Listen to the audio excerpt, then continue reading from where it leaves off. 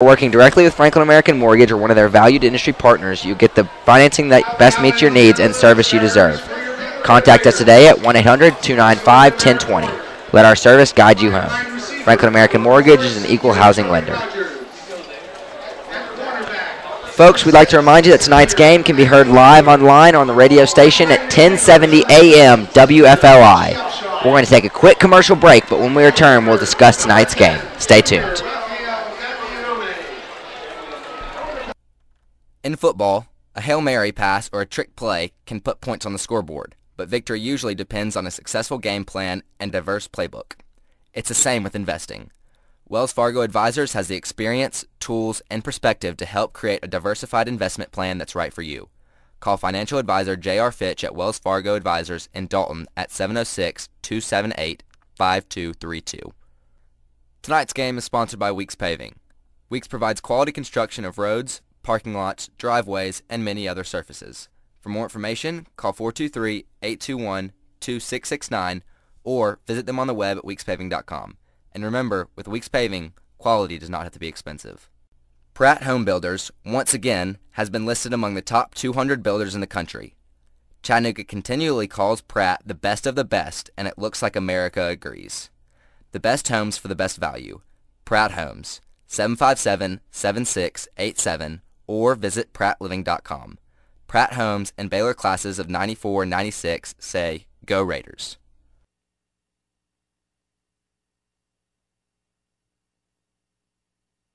Tonight's broadcast is brought to you in part by Atomic Films. Located on Tremont Street in North Chattanooga, Atomic Films offers a complete line of film and video services. Look for them on the web at atomicfilms.com. Tonight's game is brought to you by Crust Pizza.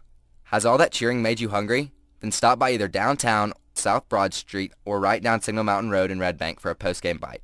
Crust offers a variety of cracker-thin crust-style pizzas along with an array of fresh salads and delicious pasta dishes. And the most affordable beer list in town. Open till 11 p.m., Crust is the perfect post-game venue for Raider fans both young and old. Looking to buy or refinance a home? Then go with a company you can trust. Franklin American Mortgage, your nationally recognized mortgage lender. Whether you're working directly with Franklin American Mortgage or one of their valued industry partners, you get the financing that best meets your needs and the service you deserve. Contact us today at 1-800-295-1020. Let our service guide you home. Franklin American Mortgage is an equal housing lender.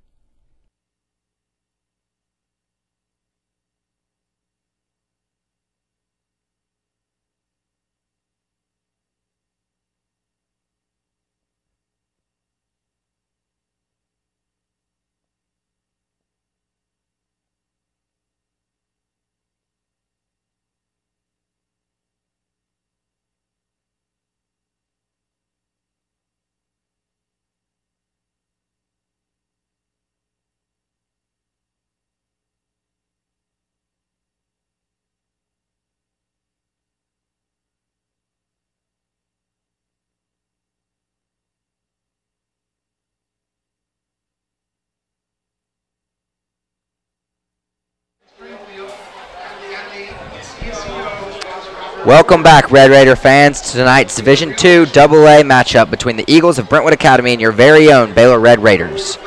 Before we get started here, we'd like to remind you that tonight's pregame show is brought to you by Franklin American Mortgage Company. Hey, sports fans, are you buying or refinancing a home? Then look no further than the professionals at Franklin American Mortgage. You always get a winning game plan and customer service that's second to none when you work with Franklin American Mortgage or one of their valued industry partners. Contact us today at 1-800-295-1020. Let our service guide you home.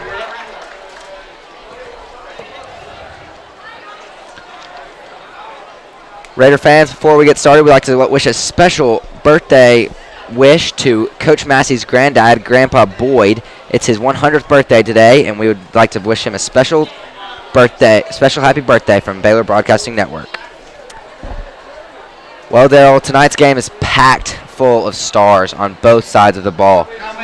Starting with the visitors, well, we're going to take a quick break because we got to have our national anthem. We can't miss that. And we'll be right back with you, fans, and we'll give you a pregame show. Stay tuned.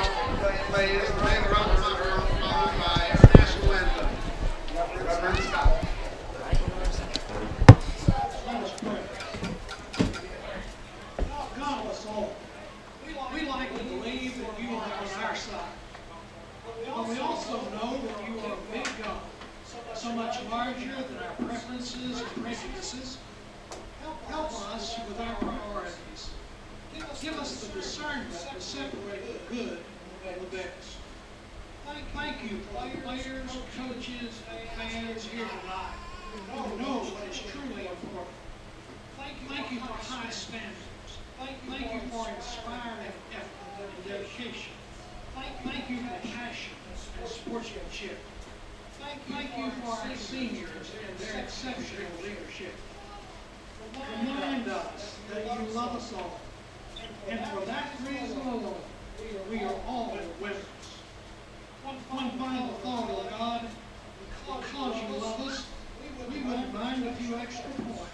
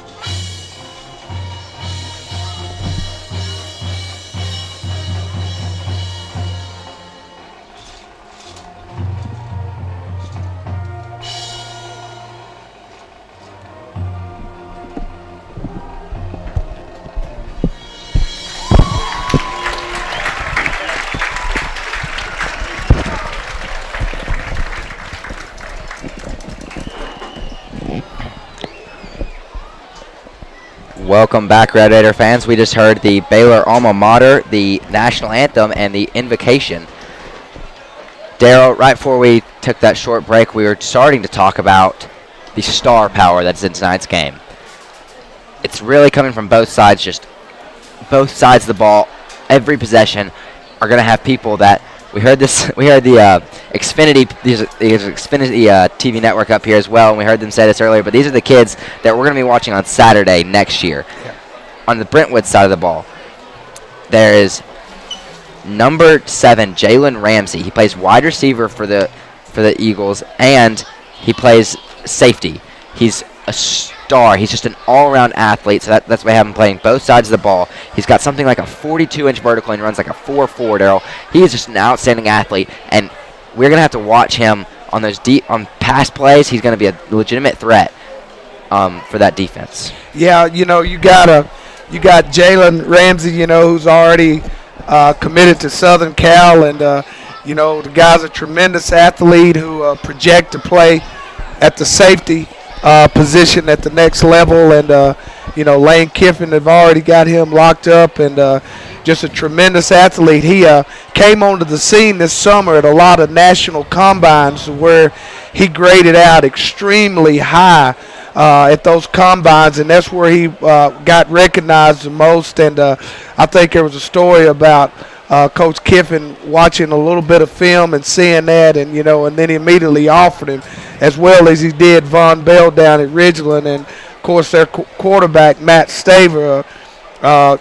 going to Florida, the University of Florida, and he's a work in progress and have continued to get better each year, and it's just status quo. I mean, growing up in West Tennessee, playing football, high school football, every year it was who's playing for second, because Brentwood Academy was that dominant of a high school program. So you got two heavyweights in the Division 2 level tonight, and it should be a great game, Alex.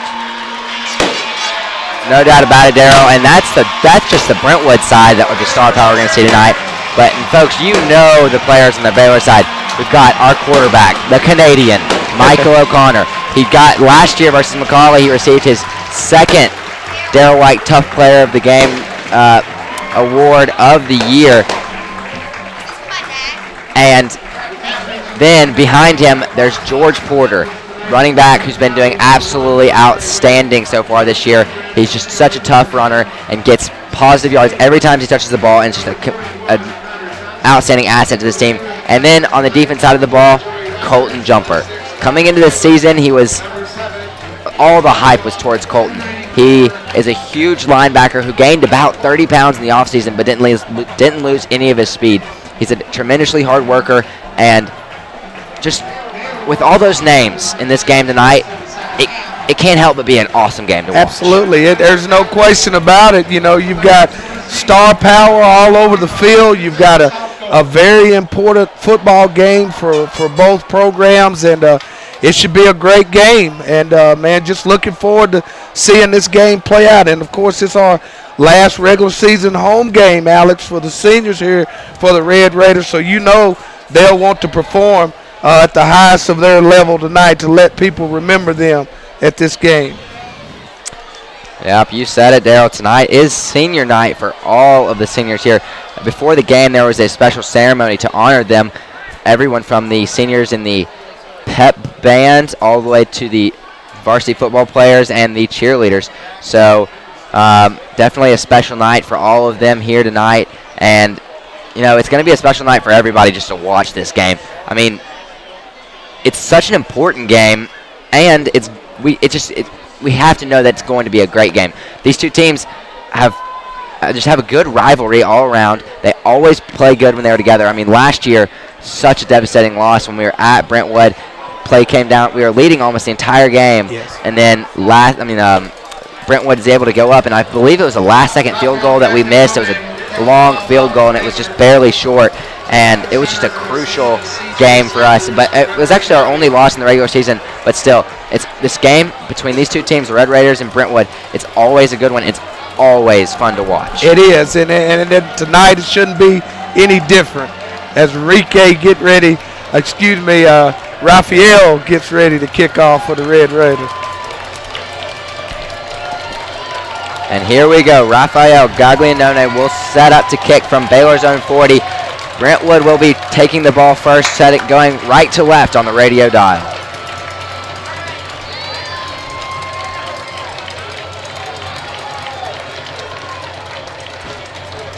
Raphael is awaiting the referee's whistle.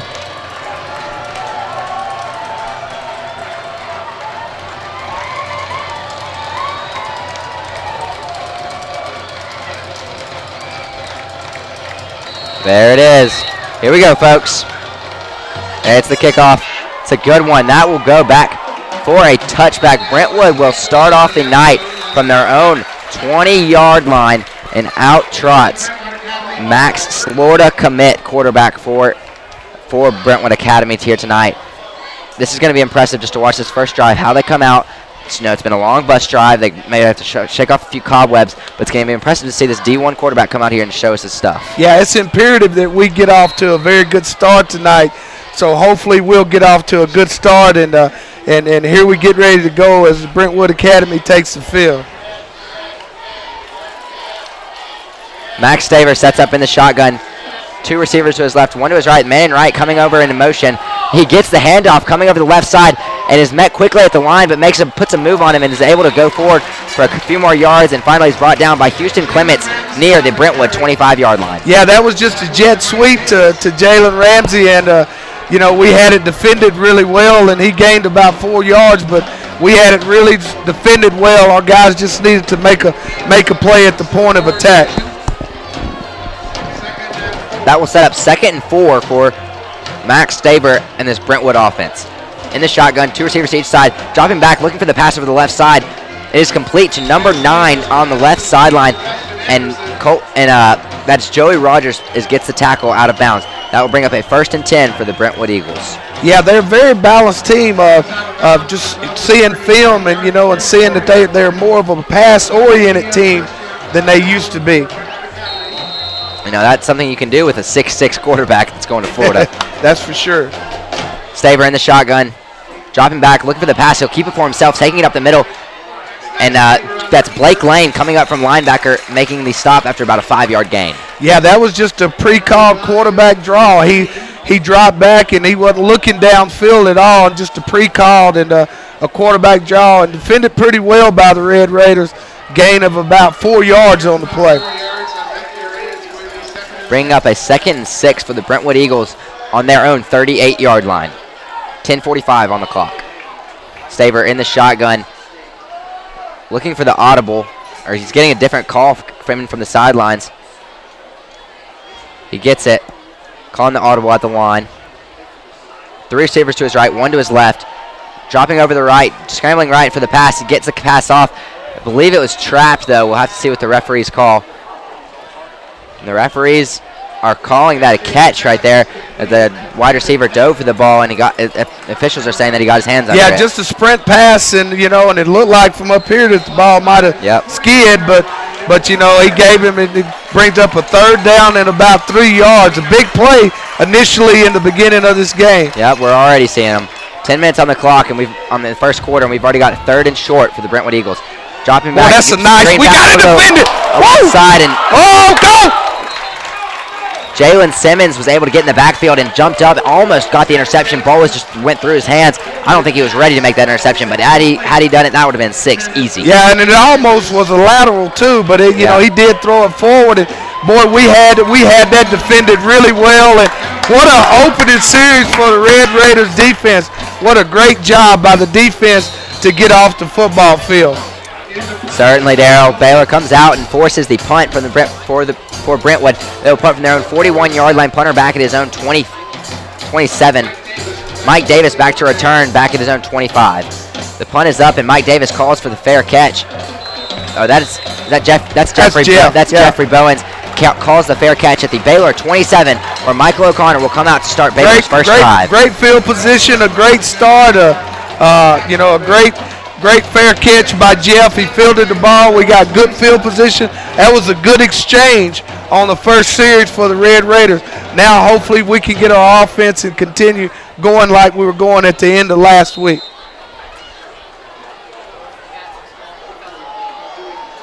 O'Connor comes in the shotgun. 3 receivers to his left, 1 to his right. George Porter set up at his right at halfback.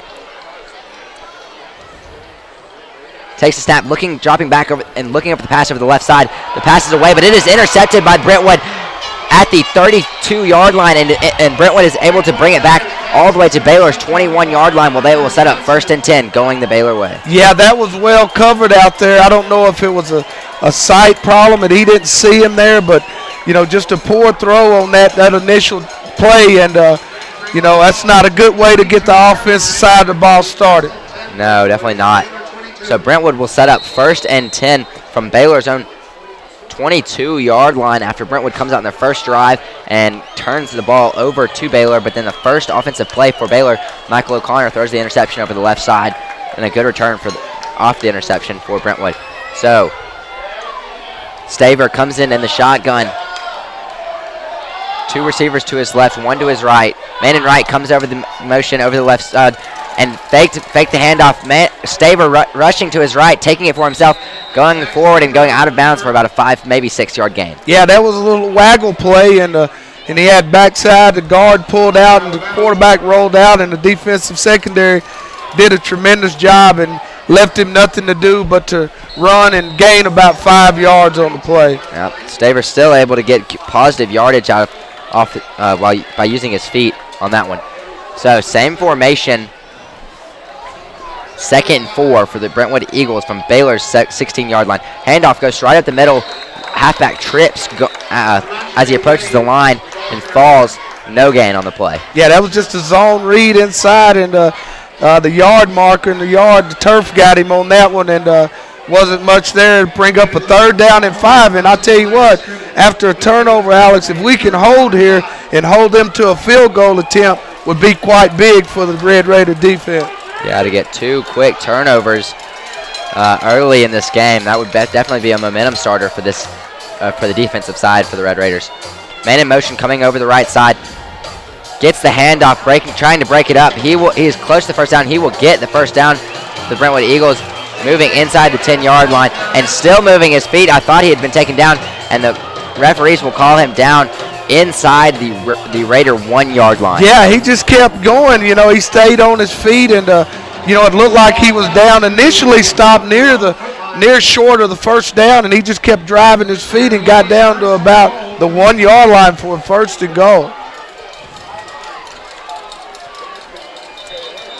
So that will be 1st and goal for the Brentwood Eagles in the Baylor half-yard line.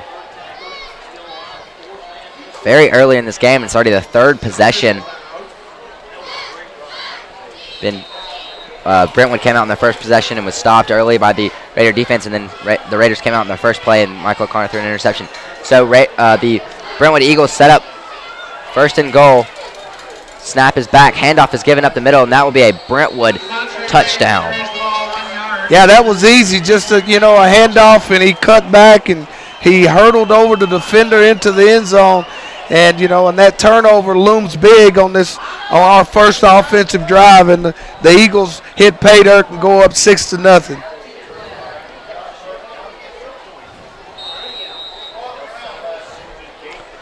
So the Eagles come in the strange formation. It's like the formation that the Oregon Ducks run when they run their extra points, but they quickly move into the extra point formation.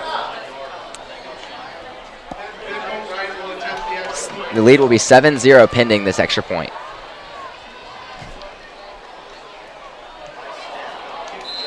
It is up, and it is good. It's good, and we almost blocked it on that, but our special team guys have gotten good, especially after the McCauley game, and that blocked extra point loomed big in that, and our guys are really trying to make an attempt to block these extra points. So this will give the Red Raider offense their 2nd chance on the field tonight. First chance coming out, only got 1 play, but this will be the real starter of this game. I think we're just going to put that interception behind, just pretend like, hey, that did not happen. Let's just start over fresh here, give us a clean slate. Let's make something big out of it. Yeah, absolutely. You definitely have to wipe this slate clean if you're Mr. O'Connor, and just, hey, it's a new ball game, and we've got to go on this drive and have a short memory, and let's get this thing rolling on offense as we.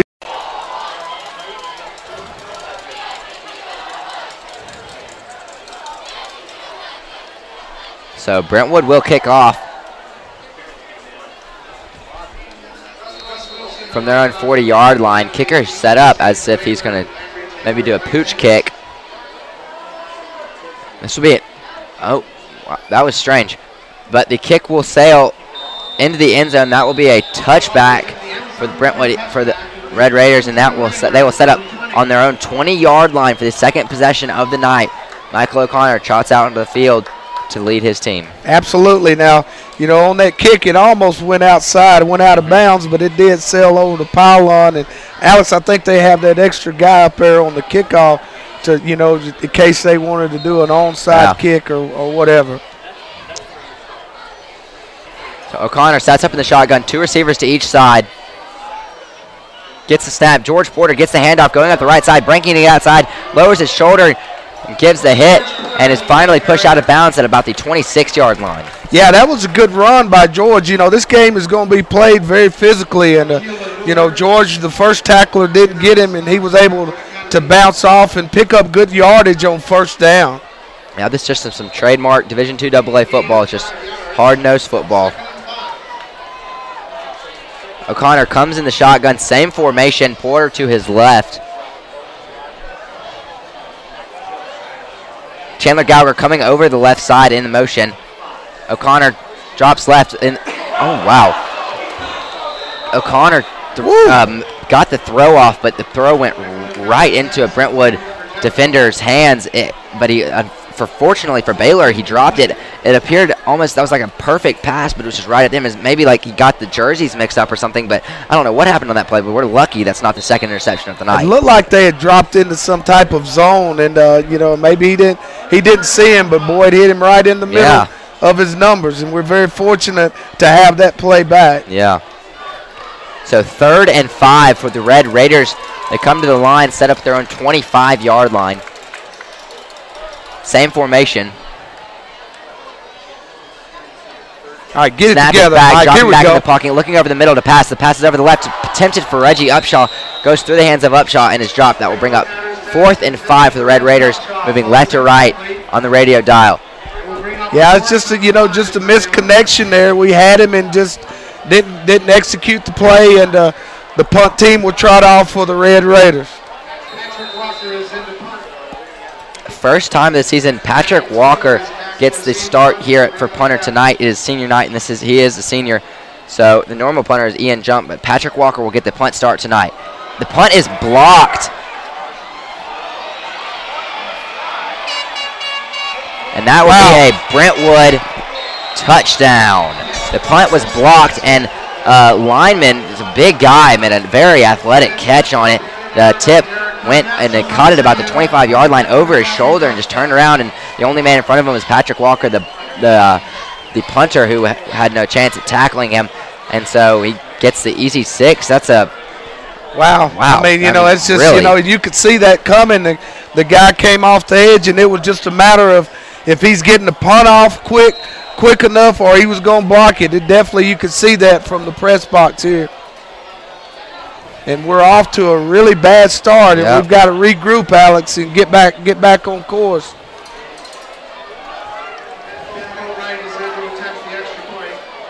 The defense has actually only let up one. There's only one bad play that went for, and it wasn't even a bad play. It went for about 20 yards. We just had some unfortunate setups to where, I mean, the score looks a lot worse than I think it actually is on the field. The momentum may be heavily in Brentwood's side, but I don't think these Baylor kids have actually had a chance to go out there and do what they can do, because we just had a few plays go the wrong way, and it's hurting us right now. Right, we're playing. Brentwood has been able to play with a very short field. They have the interception, and which is about 20 yards from a touchdown, and then a block punt that they scored on. So really, like you said, not a lot have happened, but yet we're in a 14-0 hole, and we've got to really quickly get into this football game. Wilson will kick off for the Eagles. Back to the stand for Baylor, and Mike Davis. So Brentwood will kick off, second time of the night, from their 40-yard line. Back to receive Landry Taylor and Mike Davis. The kick is away. It is back. Mike Davis will return it from his own 2-yard line, bringing it up over the 15, 20. He's got some room to run, but he's tripped up over the 20-yard line, falls forward, and that will bring up Michael O'Connor in the red. That's Nick Tiano, I believe, is coming out to lead this Raider offense from his own 25-yard line. Nick's first playing time in the last few games. I think it was last week was the only week of the season he has not played at all. But so Nick will get his shot right here. The offense wasn't working too well, so coaches decided to just bring in somebody else, see what happens. So Tiano will set up in the shotgun, same formation, 2 receivers to each side. Back to his left. Snap is high, and Nick Tiano falls on it back at his own 13-yard line. Yeah, that's I don't know if it's the difference between the height of the two quarterbacks, but wow, just a bad snap, and that's put us back in second down and really long. Second down now at 20. I wish I could tell you what's going on with this team right now, but I feel like we're just not ready.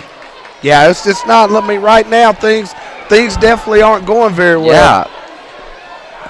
So Tiano brings his team to the shotgun. 3 receivers to his right. George Porter to his right in the backfield. dropping back for the pass, looking over the right side. Pass goes, attempted for Reggie Upshaw, way high, and that will fall incomplete, bringing up a 3rd and looks like 18 from Baylor's own 14-yard line. Yeah, you know, you had the receiver putting his hand on his head. It's obvious that either he ran the wrong route or just miscommunication there, and you know, we've got to get these things corrected. And that personal foul saves us on that. It gives us new life and a first down. You know, what a break. No joke, Gerald. That is a huge break for this Red What Raider a team. break, Alex, and boy, did we need it. Yes, we definitely need it. That's a perfect time for one of those calls. That will bring up, is that a redo of downs? I think it is. That's 2nd and 6 from the Raider 29-yard line after the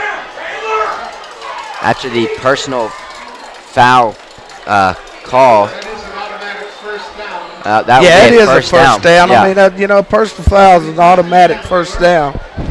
The chain gang guys wasn't aware of it.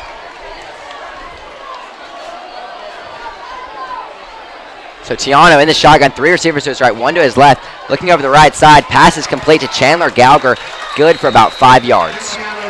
Yeah, you know, they're so fast. You know, Brentwood is so fast on the field, and you know, we've got to make sure that we execute, and even with the short passes, in order to set up the runs and the long passes, we've just got to execute at a high level to make things go, because this is an extremely talented football team that we're playing. Same formation, 3 receivers to the right, 1 to the left. Tiano in the shotgun. Gets the snap and gives the handoff to Porter going up the left side. Porter is keeping his feet moving and goes forward for the Chattanooga Land Company. First down. That's more like it right there. You know, that now we're trying to get in rhythm a little bit, and you know, that's a good play by the offensive line. They came off really strong. George is running the ball extremely tough right now. He really is. He's been met at the line about 3 times now and been able to keep his feet moving and go forward for 5+ more yards. He's definitely showing some drive here tonight. 2 receivers to each side for Tiano, who set up in the shotgun with Porter to his left. Takes the snap, fakes it to Porter up the middle, and takes it for himself to the left side, and goes forward for a 3, maybe even 4-yard gain. Yeah, just a little option read in there, and Nick made the right read, and he kept it and gained about almost 4 yards on the play, which is a good positive gain on 1st and 10. Coda Nix coming into the game now at wide receiver. I told you our guys would get going, man. We kind of settled in a little bit. That unsportsmanlike conduct penalty helped us quite a bit. Tiano takes the snap, looking up the left side for the pass, and it is complete to Chandler Gallagher over the left side. Makes one defender miss, then takes it and is finally pushed out of bounds in Brentwood territory. And that will be good for a Chattanooga Land Company first down. Yeah, that was just a good spot pass out to the tight end. And Brentwood's defensive backers are trying to jump the routes. Yeah. They feel like they're so talented in the coverage that you know, they jump a lot of the routes. So we've got to make precise throws. That one was certainly on the dime right there. It's perfect play for Chandler Gallagher to be able to just turn his shoulder and evade the defender and then be able to go forward for some positive yards. So Tiano in the shotgun, 3 receivers to his right, 1 to his left, takes the high snap, hands it off to Porter, taking it up the middle, breaks it up the left side. He's got some room to run, still going, and is finally hit out of bounds at the Brentwood 33-yard line. Yeah, George's man, he's running like he's possessed, and that was just an off-tackle play, and George kept working toward the sidelines and just refused to go down as he picked up about 7 or 8 yards on the play. There's a flag on the play. That will be holding on the Red Raider offense. That will negate George Porter's run up the left side and bring us back. Yeah, that was. I didn't see that, and you know, holding penalties, and we definitely don't need to get penalties on such a good drive. So that will bring us back to the 50-yard line, bring up a 1st and 20. Tiano in the shotgun, 3 receivers to his right, 1 to his left. Dropping back, looking for the pass, looking over. There we go. Looking over the middle. Got him right here. Passes up, attempted for Chandler Gallagher. There we go. Pass interference Yes, flag sir. is thrown. That will be pass interference on the Brentwood defense against Chandler Gallagher. Chandler went up for the catch and was just nailed in midair as he was trying to make the catch. Yeah, he got there early, Alex. Yeah, he got there a little bit. That was definitely a good call. And, you know, it was a good throw by Nick. And as he was going to complete it, he was interfered with. This will be a pass interference penalty against Brentwood Academy for early contact as the receiver. 15-yard penalty and a non-penalty. So that will bring up, after 2 penalties, one on each team, that will bring up a It's first down, Alex. first and 10 from the Brentwood 35-yard line. Yeah, another Chattanooga Land Company, 1st and 10. So Tiana will set up in the shotgun, 2 receivers to his right. Chandler Gallagher coming over to the left side, so that means 3 to the right, 3 to the left. Porter gets the handoff up the middle and is quickly thrown down for a gain of maybe 1. Yeah, this was the first time that they really stopped it at the point of attack. And, you know, they got George before he got going, and just for a short gain of 1 on the play. Gain of about a yard on that play. You know, right now we got a really good drive going, and, boy, it'd be wonderful to get some points out of this drive as Nick Tiano has come in and led this team down the field. Nick Tiano sets up in the shotgun, 2 receivers to his left, 1 to his right. Porter at his left in the backfield. Takes the snap, fakes the handoff to Porter, takes it on the left side, running it for himself, and is tackled near the line for a gain of about half a yard. Yeah, that was just a good play, man. Their defensive back came up and cut him down quite quickly as he an option read, and he handed it and faked it and kept it, and that was a good defensive play. Bowens comes limping off the field. Isaac White will replace him at the receiver position. You know, Tiano's doing very well coming in here for his first possession in a while, and showing that he's in a legitimate spot for this quarterback position. Just reminding Michael O'Connor of the competition. Tiano in the shotgun. Dropping back, looking over the left side. It's a fade route over the left side, and it is caught. No! The receiver is calling him out of bounds. Great pass there by Tiana over the left sideline, attempted for Joey Rogers, but the referee called him out of bounds. Yeah, the only thing I worried about is I saw that pass as the defensive back was in great position, and the sideline was working against him. He almost, forced him out of bounds with the coverage. Oh, wow. This will bring out Rafael Gaglianone, setting up for a 50-yard field goal. He has kicked longer. He kicked a 51 here a couple of weeks ago. He did. So this is within his range. He definitely can do this. Snap is back and the kick is up. He got it. He got it, man. Got distance. Oh, yes, sir. Hey, yes, sir. Wow. Yes, sir. What a leg. What a leg and what a little look. We'll take it. It was a good snap, a good kick, and sometimes it's good just to be lucky, and it skated across the crossbar for 3 points for the Red Raiders. Wow, that was the lowest 50-yard field goal kick I've ever seen in it. It almost got blocked, too. Yeah, it almost did. But it's, as you said, it just hits the bottom crossbar, and if he had kicked it a little bit higher, that would have been good for a few more yards. But the field goal is good by Rafael Gaglianone. 50-yard field goal, his second 50-plus of the season. That will make the score 14-3. The Brentwood Eagles have the lead over your Red Raiders here at Heywood Stadium with 3:30 left here in the first quarter. Alex, I don't think he's missed a field goal this year. He's missed an extra point. Yeah, but I think that make him 9 for 9 on his field goal attempts, and you can't get any better than 9 out of 9. I told you it's those green shoes, man, those neon shoes, man. I mean, the young man can flat out kick the football. That's an outstanding statistic. So Gaglianone, after his 50-yard field goal, comes out to kick the ball off. Kick is away. Won't be surprised if this is a touchback. And it will be. Gaglianone gets the touchback after his 50-yard field goal. That will bring up Brentwood's 1st and 10 from their own 20-yard line. Yeah, and that's that's good to get some points out of that drive, and good to get on the board because, man, we got off to a really bad start, and to drive the football and to gain some confidence offensively was good for our football team. Max Staver brings Brentwood out onto the field, setting up in the shotgun. 2 receivers to his right, 1 to his left, 1 back at his right. Looking over to the coaches for a call change. Audible is called at the line. Same formation.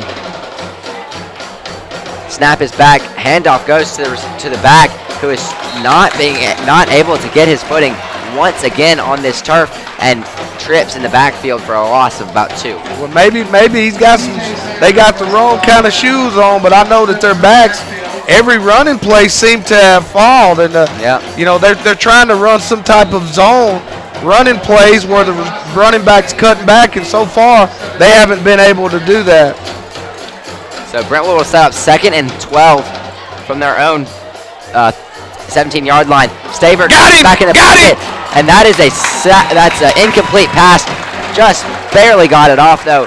That was so close to being a sack, and that will bring up 3rd and long for the Brentwood offense. Yeah, Coach Bird dialed up some pressure there, and I think that was the linebacker on that, and right as he was getting ready to deliver the ball, he had a hit delivered to him, and the ball falls down to the ground for a 3rd down for Brentwood Academy.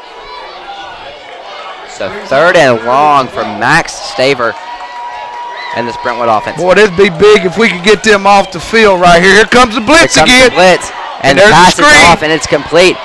But it will be short. Yes, that sir. Will bring up a 4th and 6, I believe, for Brentwood, and that will force them to punt and give Baylor back the ball with great field position. Both teams had a perfect play. Brentwood had a screen play called up, a wide receiver screen on a blitz against a blitz. Our guys, our initial second wave was able to come through and make a big tackle. If he hadn't, Alex, he had a lot of green ahead of him, and what a good play by the Red Raider defense. Back to receive the punt, it's Landry Taylor, and I think it is Mike Davis this time. So the punt is up. It's a good punt. Wow. Landry Taylor back to take it, and he will receive the punt, trying to get some positive yards. Flag is thrown. Yeah, it was a block in the back, but you can see it clearly from right here, and he got him right in the back, right in front of the official, and the flag immediately came out. So that'll set the Red Raiders back probably around the 15-yard line. Yeah, it was really close. I heard the coaches say it was really close on that, but yeah, it was you could see he blocked him in the back. So Landry Taylor was able to get the punt return all the way out to the Baylor 31-yard line, but the flag was thrown, and that will be it was a block in the back against Baylor, so it will be walked back all the way to the Baylor 20-yard line, where Nick Tiano comes out once again to start his 2nd possession of the night. 1st and 10 for the Red Raiders. Easing into things a little bit. Tiano sets up 1st and 10 from his 20-yard line, moving left to right on the radio dial. 2 minutes on the clock here in the 1st quarter. And flags are down. Yeah, look like it's a legal procedure against the Red Raiders. Yep, false start on Red Raiders. That will bring us even further back. That's about 20 yards on penalties just in this drive that we've had to suffer. That will bring up 1st down and 15, all the way back at our own 16-yard line.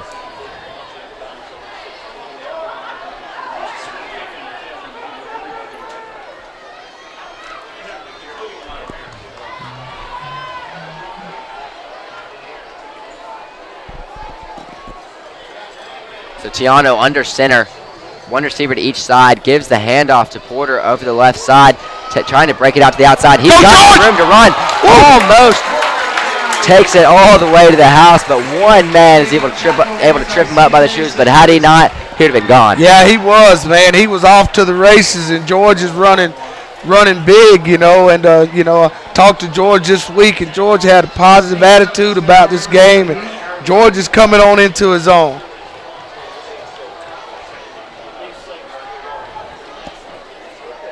So that will bring up a 2nd and 3 for your Red Raiders, setting up from their own 28-yard line.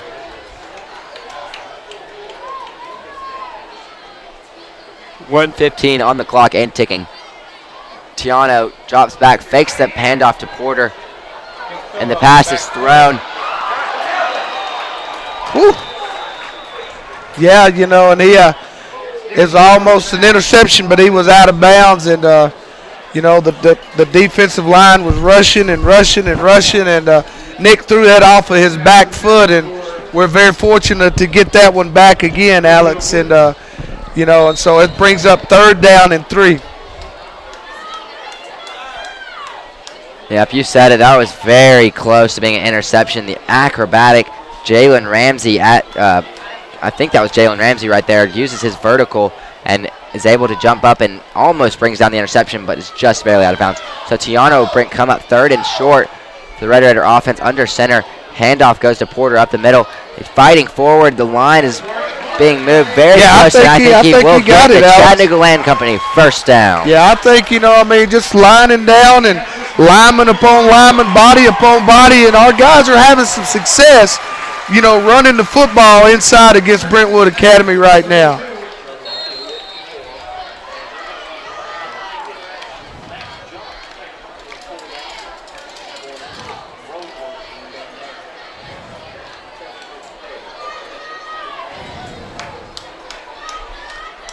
.45 seconds on the clock here in the first quarter and ticking.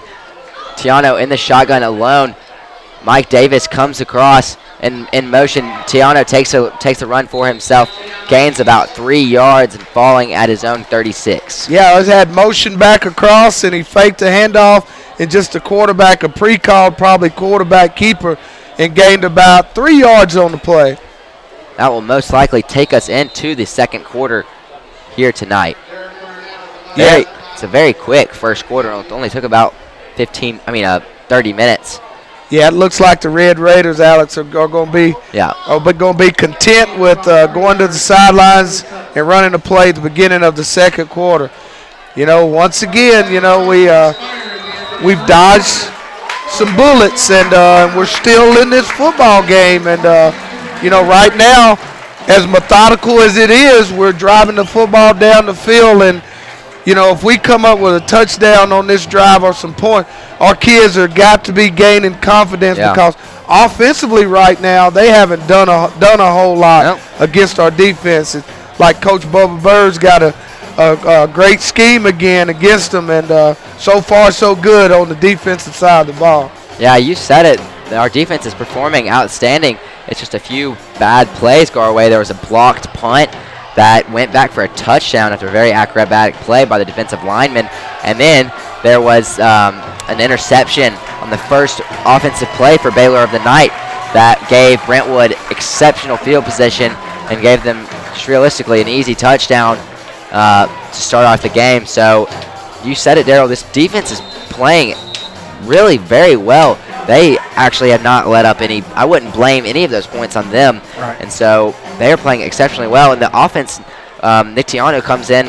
He's gotten the last 2 drives, and he is playing exceptionally well as well. So, you know, as this game progresses, I think that margin of that lead for Brentwood will decrease, and the Red Raiders are definitely going to get back in this game. I hope so, Alex. That sounds good to me.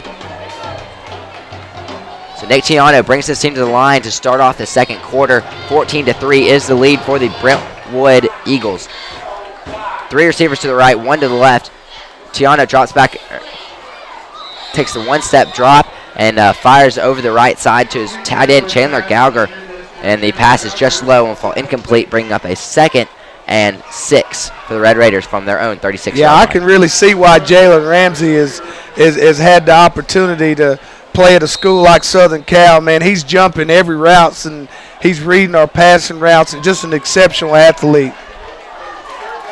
He's making it very hard for Nick and Michael to get their passes off tonight. Tiano in the shotgun, drops back, looking over the left side, complete to Joey Rogers over the middle. That would be good enough for the Chattanooga Land Company 1st down. Yeah, you got to take what you got to get. Yep, and right there we just went the other way from Jalen Ramsey, who has been jumping the routes, as you said, Daryl. But there we go to the left side, and Jalen's on the right. So we just take one left and give it to Joey Rogers. A quick slant play on the left sideline, and it goes for the first down. So, hey, whatever we got to do, we'll get it. Sometimes you got to stay away from him. Yeah. Tiano sets up in the shotgun, coming from his own 44-yard line, 1st and 10. Handoff goes to Porter up the left side, still moving his feet. Falls forward for about a 4.5-yard gain. Yeah, right now, like I say, on 1st and 10, a 4-yard gain here, a 5-yard gain there, and you know, at the end of the day, man, the sticks keep moving, and that's what's important. If we can keep the sticks moving and march down and get a score and eat up a lot of clock, I'd say I'll take it any day. Any day. 2nd and 6 for the Red Raiders from their own 48-yard line. Tiano in the shotgun, 3 receivers to his right, 1 to his left. Dropping back for the pass, looking over the right side. Pass goes to George Porter and is bobbled but then dropped, so that will bring up a 3rd and 6 from the 48.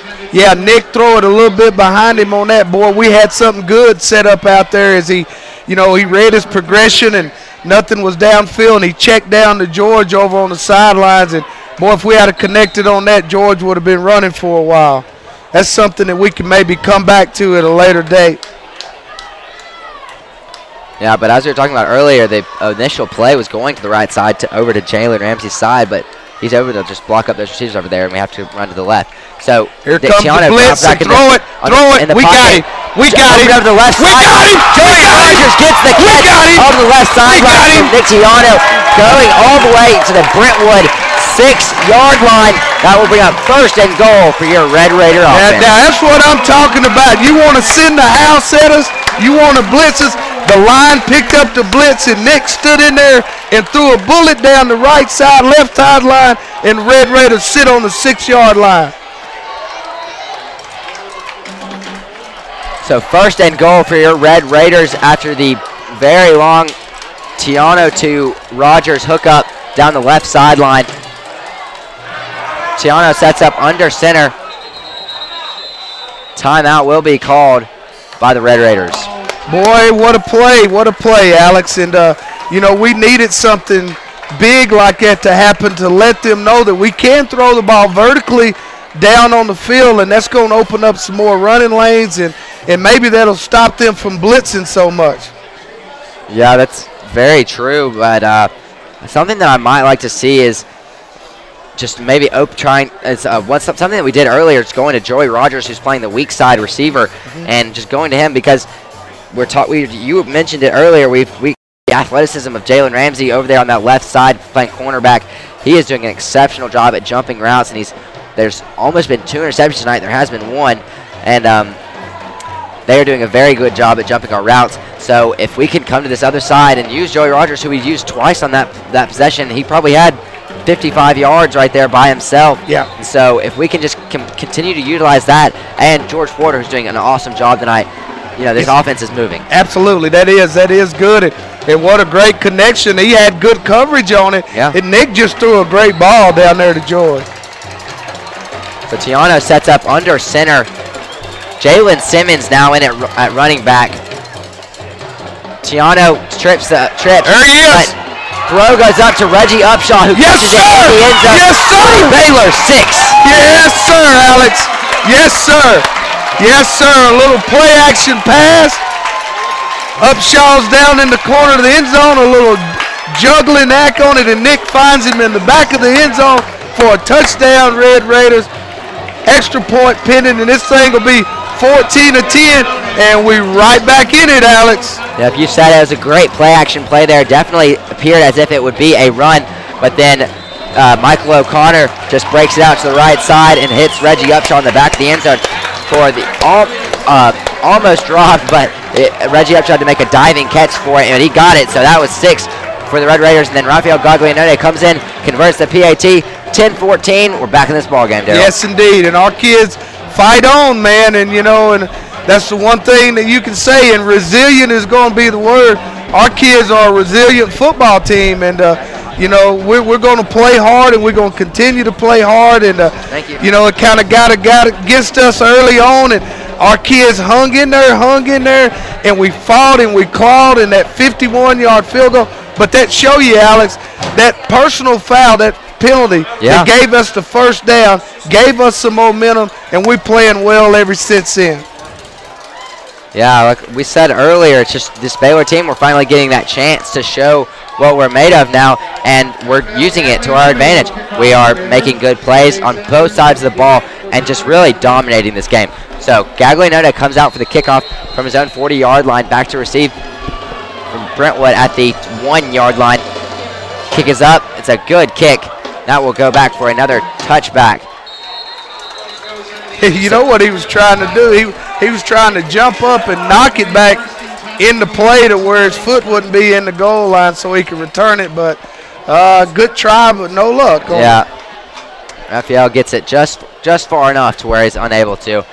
So that will bring up Brentwood's 1st and 10 from their own 20-yard line. Not a lot of offense for them here so far. Their first 2 possessions, actually their first possession was stopped, but then their second possession went for a touchdown. Then they got 1 touchdown on defense, or special teams more like. So this offense really hasn't gotten anything going so far. Nothing huge. They haven't been able to match up against this defense.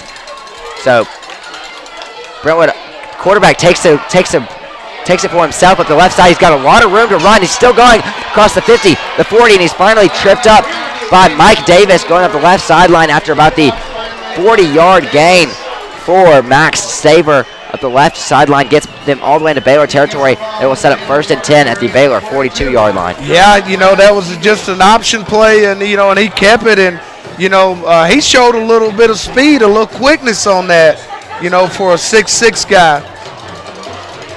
Yeah, he was moving down that side. Mike Davis was able to trip him up from behind, and Mike is a very fast kid. Mike is almost not able to catch him.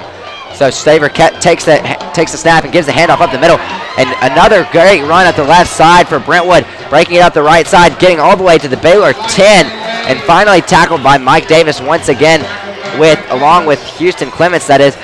And then Brentwood will set up 1st and 10 from the Baylor 12-yard line. Yeah, they gashed us on that, and that's the first long run from the line of scrimmage that they hit it in there really hard, and their offensive line came off the ball, and he didn't get touched till he got to the 2nd level, maybe the 3rd level. Yep. So Brentwood's offense showing their first real production of the night on 2 quick plays. They just flip the field and are all the way down to the Baylor 10-yard line. Handoff goes over the right, goes up the middle for Brentwood, and that will be good for the Brentwood touchdown. Yeah, that was 3 plays and into the end zone, and what a quick answer for the Red Raiders. We march down and get some momentum back, and Brentwood comes right back in 4 plays and go 80 yards to touchdown, and that'll put them up 20-10. Extra point pending. 9:56 left on the clock here in the 2nd quarter. Score is 20-10. Pending extra point.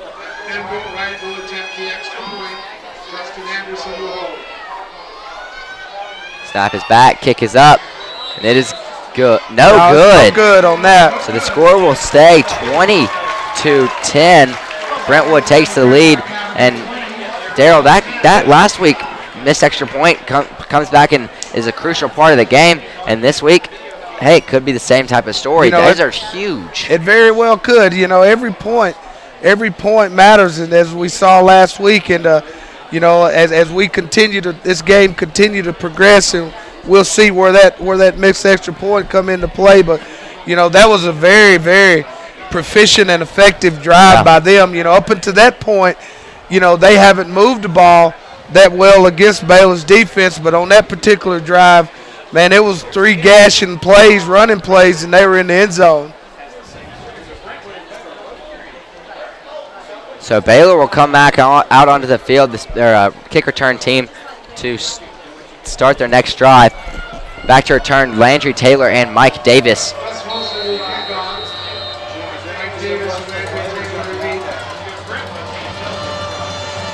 The kick is up. It's a good one. But that will be a touchback for the Red Raiders, and they will set up 1st and 10 from their own 20-yard line, trying to get some points back up on the board to respond to the very efficient drive of Brentwood that ended in 6 points, but no extra point. Absolutely. Now I'd like to see the Red Raiders answer. You know, that's the mark of a, like Innsworth does, and they're infamous for is being able to answer a score. And if we could answer this score, boy, we'd send a tremendous signal to Brentwood Academy, Alex. So Nick Tiano comes back into the game for his third possession of the night. 3 receivers to his right, none to his left. Dropping back, looking over the right side, passes away, and attempted for either Jeffrey Bowens or Joey Rogers. But either way, pass ball is incomplete, bringing up 2nd and 10 for the Red Raiders. Yeah, we had it. We had them there, and and the receivers are working their way open. We just got to make sure we make good quality throws and thread it in there. And that was a good play on first down, a good pass play.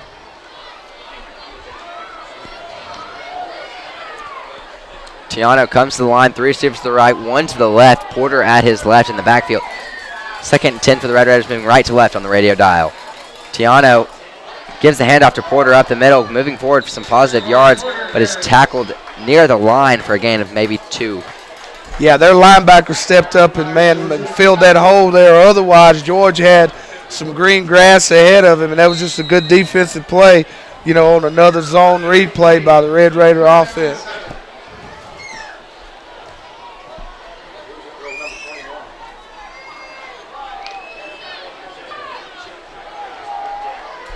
So Red Raiders will set up. Nick Tiano in the shotgun, 2 receivers to his right. No, he's alone in the backfield. Flag is on the field, most likely offsides on the Brentwood linebackers. Boy, I tell you what, man, they were sending 9 guys, 8 guys that time, man. We were in an all-out blitz, and they came a little bit too soon. And our guys are doing a good job picking up the blitz. And, these guys aren't shy about blitzing. That's how much confidence that they have in their secondary, Alex.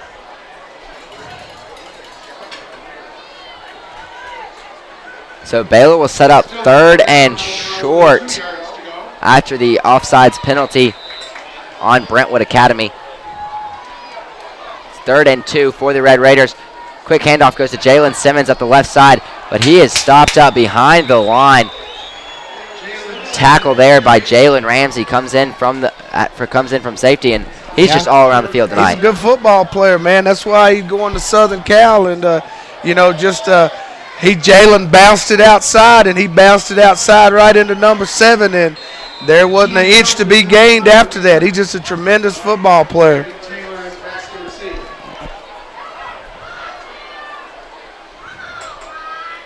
So Ian Jump will come out to punt the ball away. Punt is up. It's very high, but not very far. Falls at about the 50-yard line, bounces, and Colton Jumper will down it at the Brentwood 45-yard line. Yeah, Ian have done a tremendous job for us this year, and normally though his punts, get a lot of bounce, but they didn't on that one, and Brentwood has set up shop at the 45-yard line with excellent field position.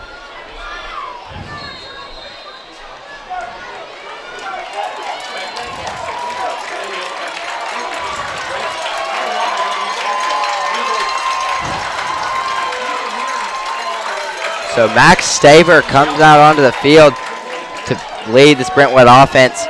Set up in the shotgun, gives the handoff over the left side. Breaking it outside is the running back. Stopped up the line. Yes, we got it. Down. And number 21, Mike Davis, falls on the ball. Baylor will take over at the Brentwood 46-yard line. We got a break on that one, Alex, and we needed one. And I tell you what, man, sometimes things work out well for you when you're playing hard. And right now, that was a big break for the Red Raiders.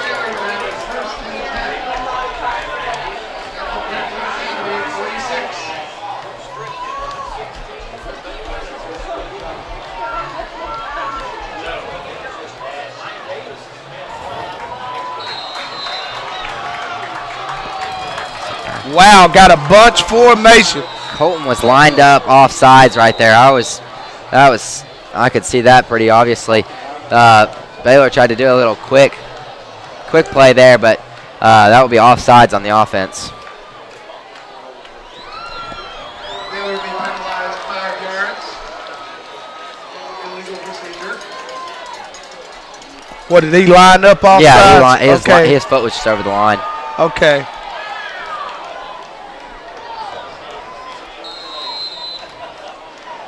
So Baylor will set up 1st and 15.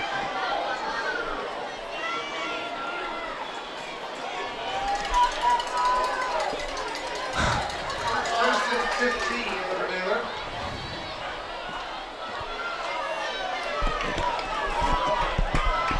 Well, let's see if we go back to the same formation. We don't. So Tiano in the shotgun. Fakes the handoff to There we Porter go, and Nick. takes Come on, it for Nick. himself at the right side. Going forward, gains about 9 yards. Great run up there by Nick Tiano at the right side. That'll bring up about 2nd and 7 for this Red Raider offense. Yeah, that was a good play call, and you know, Nick ran an option play up top and just kept it, and you know, they're taking away the inside read on that, and Nick just kept it for a good play, about 9 yards on the play. Second down and 7. That will bring up 2nd and 7 with 8:02 left on the clock here in this first half. Tiano sitting back at the Brentwood 48. Ball is at the 43.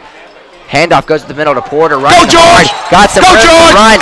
Finally Yes, sir. brought down after the Chattanooga Land Company first down is gained. I tell you what, man, we able to run the ball a little bit inside, and you know, George is hitting that thing, and he's hitting it in there hard, and he gallops for about 13 yards on the play to put the ball around the 32-yard line of the Brentwood Eagles, and the Red Raiders are marching closer to the goal line.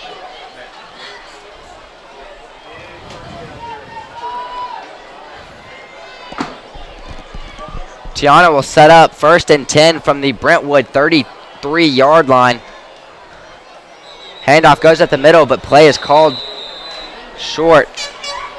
Yeah, it looks like we're going to have another illegal procedure on that play. One of our linemen, I think, started a little bit too fast. Yep, illegal procedure on the Red Raiders. That will bring us back once again on this drive. That will bring up 1st and 15. We'll set up from from the Brentwood 38-yard line. I tell you what, man, a touchdown now, man. I'm looking up at the score with all that have happened, and a 20-17 score, boy, it looks pretty good to me. Tiano gets the snap back in the backfield. Just passes complete over the right side to Reggie Upshaw for a gain of 5 yards. Yeah, that was just a back shoulder throw, and you know, just trying to pick up some yards, maybe shorten the distance, put us in a better second down in about 9, you know, 10 yards on the play. That's just a good pitch and catch.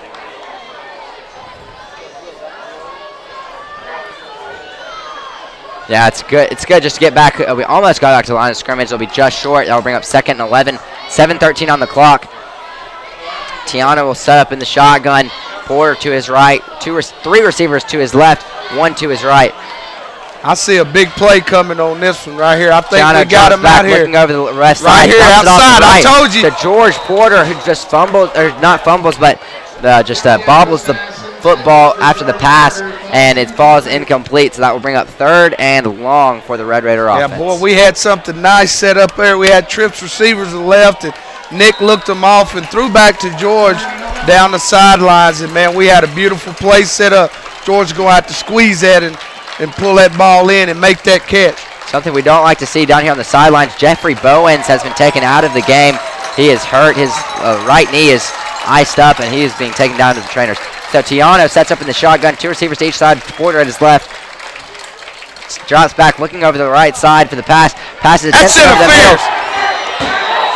And no pass interference Wow. called.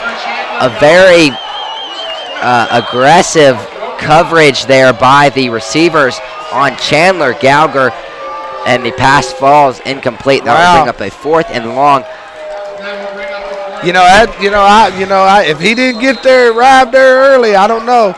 I mean, I don't know. The TV guys over here, I don't know what I'm trying to look on the screen and see, if I see that. But it appears as if we will go for it, though. That will It'll be 4th and 11. Big play here for the Red Raiders, trying to just get some more points on the board to try to minimize this lead for Brentwood coming into halftime. 7 minutes on the clock. Yeah, he's 4th going and to call 11 from timeout. the 34-yard line. Coach is going to think about it. He's going to think about it a little bit. You can see that coming. Got ready to break the huddle, and you could see that Coach his mind was churning, and he said, let's think about this a second. This is a really big play in the game. You could 13 would make it a one possession game. 17 would make it a field goal game. So right now, a lot to chew on as a coach, and so we'll see what Coach Massey and his staff decides to do on this 4th down. Yeah, this will be an interesting play call on the field.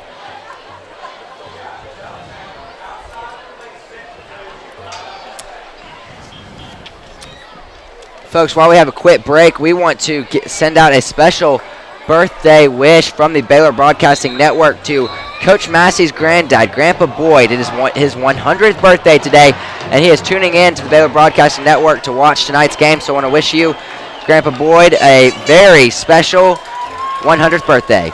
Yes, indeed. What a birthday to have. 100, man. I wish we could get 100 points tonight. Wish we could get 1 point for every year of his birth, and that'd be wonderful tonight. So we will come out and we will attempt this 4th down. 3 receivers to the left, 1 to the right. Tiano sets up the shotgun with Porter to his right. Snap is back. Tiano dropping back, and Tiano is sacked at the Brentwood 41-yard over at their own 41. Yeah, that was just that was just a good play. The secondary had good coverage, and the defensive line got to him for the sack, and we gave it a good try. So 6:58 on the clock. Brentwood takes over from their own 41. They have the lead 20-10 as this second quarter ticks down. Staver in the shotgun. Once again, looking over the sidelines to his coaches for a play call change. Well, it's got to be almost a penalty, man. They took Staver drops back in the pocket, looking over the middle for the pass, and the pass. That's good coverage. Oh, the flag is no way. Now the lead official closest to us now. He's got a clear view of the play. He don't even look to throw a flag. But the official on the backside that's away from the play throws a flag, and maybe they'll wave that one off, but I don't think so. Oh, man. Wow. Yeah, that definitely was not a very good call on that.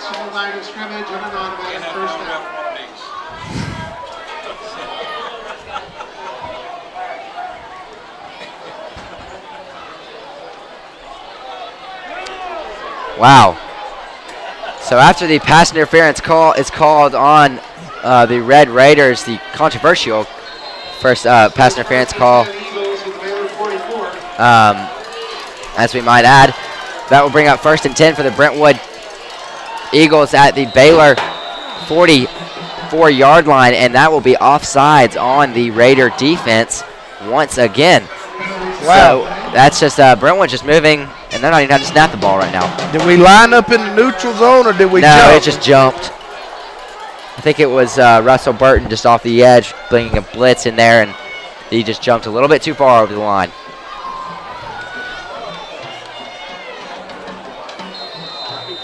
First down and 5.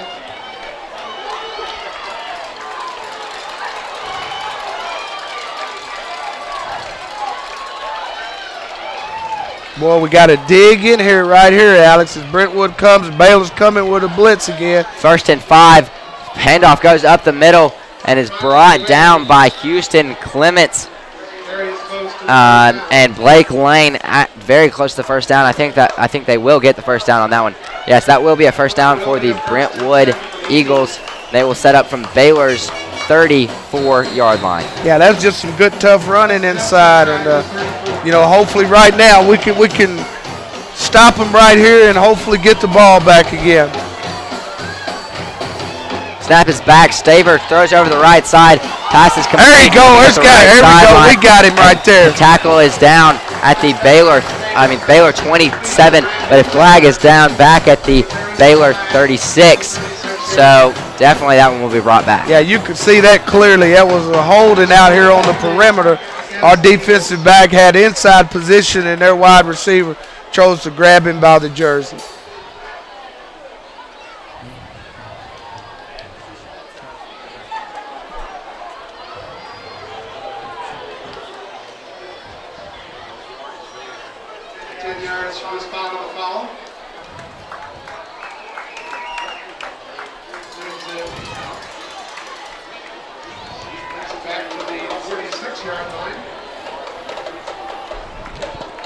Had to put him in a first down and 22, first and 22. Staver sets up in the shotgun, looking left, now looking right. There we go. The pass is complete. Just a little screen pass. He's breaking through. He's got a lot of room to run, though. That's Jalen Ramsey. Once again, he is just all over the field tonight, and he gets the big play, and that will go for another Brentwood first down. Yeah, we had him. I think we got him stopped a little bit short, Alex, but that was just an athletic play, man. It is a first down, Alex. Those good eyes again, but Jalen Ramsey just, we had him stopped initially at the line, man, and just, man, what an athlete, man.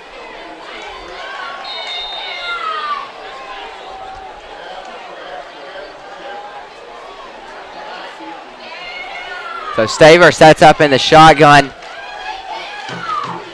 Handoff goes over the left side.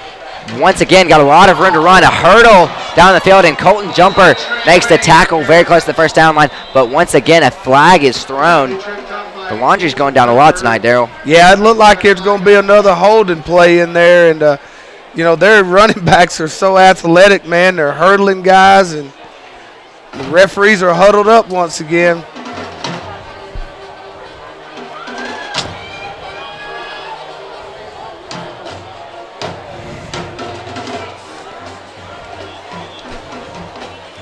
Yeah, I don't know what they're doing. They threw the flag, and now they're huddling up.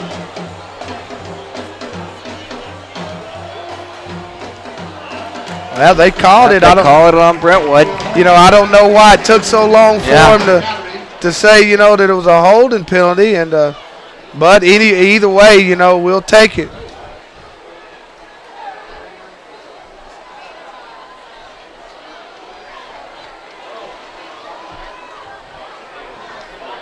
So Brentwood will set up from the Baylor 26-yard line, I believe. That will bring up first and 15 for them with 5:49 left on the clock. Brentwood is moving left or right on your radio dial. Currently brings the ball back to the 27-yard line.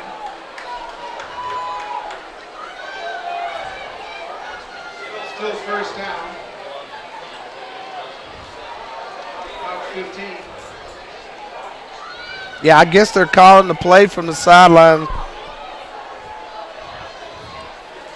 So Staver sets up, gets the snap, dropping back, looking over the left side, passes complete, wide open receiver, and gets within the Baylor 10-yard line, and is finally is tackled by Joey Rogers, I believe, but that will be a Brentwood first down, and that will set up just at the 10-yard line. Yeah, it's got to be a first and goal, and just a pitch and catch. The guy ran a hitch and sit down, and Staver delivered the ball to him, and he picked up the first and goal.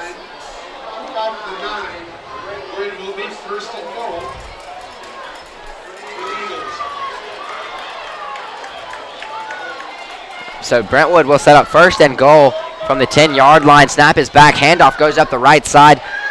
No, it's fake taken, and Staver up the left side, and Houston Clemens in the good pursuit right there. He knew it was going on, but I didn't up here. I don't know about you. Yeah, he did. He faked it. He faked it inside, and just a good fake, and he kept it, and Houston saw him and got him by the shoelaces, and wrestled the 6'6" Staver down.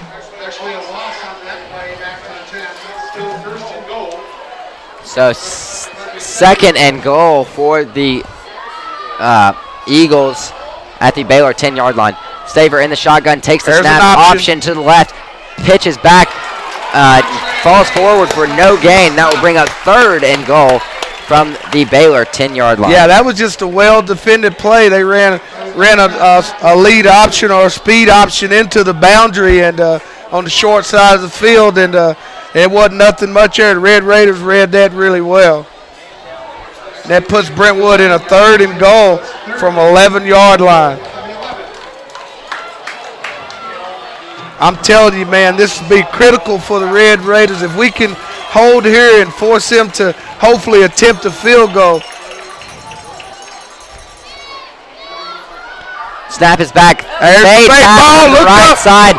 Attempted for Jalen Ramsey, and the pass is complete on the right sideline for the Eagles of Brentwood, and they will get the 6, so that will extend their lead 26-10 with 3:31 left on the clock. Yeah, just a fade to the top of the end zone, and just a good throw and a good catch, and not bad coverage at all, and just made the better play.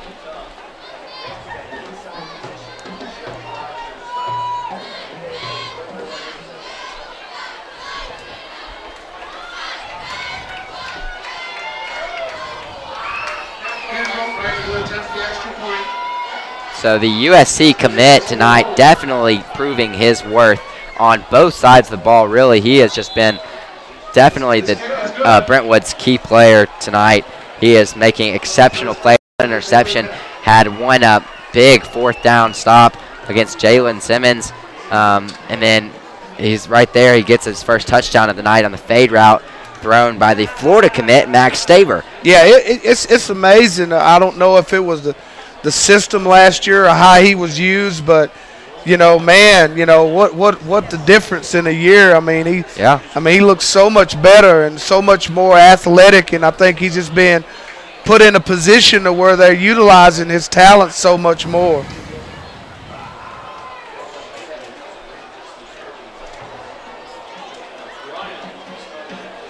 So Baylor will get the ball with 3:31 left on the clock, and here in this second quarter, first half, back to receive Landry Taylor and Mike Davis.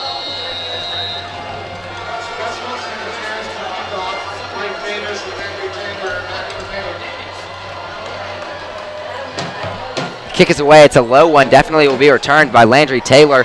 Caught it at his own 2, bringing it back over the 20, breaking it over the right side. If he can get outside, he'll have some room to run. Goes all the way to the 30-yard line. A great return. Baylor will set up at their own 31 with some very workable field position. Yeah, that was a good return, and I thought he was going to get out on the edge a little bit, but that set Baylor up with good field position, and hopefully we can move down and get something on the scoreboard. So Baylor's got enough time here. We don't need to rush or anything. We just need to get down there, and we need to put some points on the board before we go into halftime here.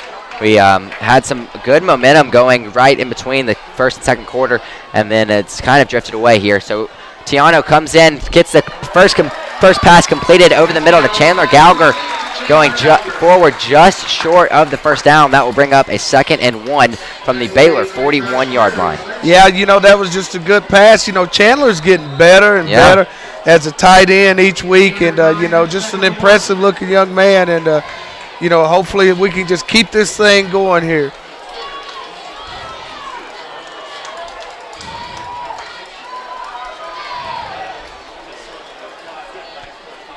Tiano gets the high snap and hands it off to Porter, goes up the left side, fights forward, and gets the Chattanooga Land Company first down.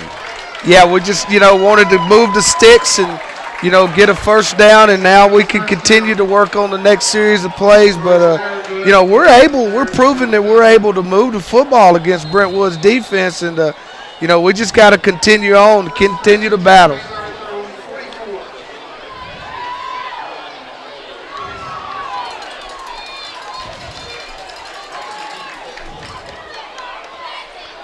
Tiano in the shotgun alone, 2 receivers to each side, three receivers to the right. Yeah, we moved again. Yeah. You know, saw some movement from the offensive linemen. Play is stopped dead by the flag, and most likely will be a false start on our Red Raiders, and it will be.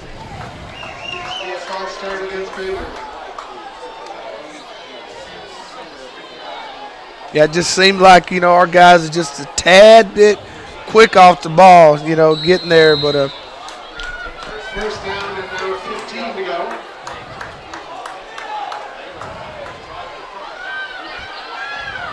Tiano sets up in the shotgun alone. 2 receivers to the left, 3 to the right. Pass goes over the left side, but is way overthrown. Attempted for Reggie Upshaw, but he was stopped. He was knocked down by the cornerback at the 50-yard line. Pass went all the way down to the Brentwood 40, and Coach Cos DiMattio's down there giving the referee an earful, which I would be too. I mean, I didn't really see it fully, but it appeared to be pass interference to me. I didn't really see it though. yeah, it looked like they letting him bump and run. Yeah. I mean, he did bump him and you know, impede his progress. So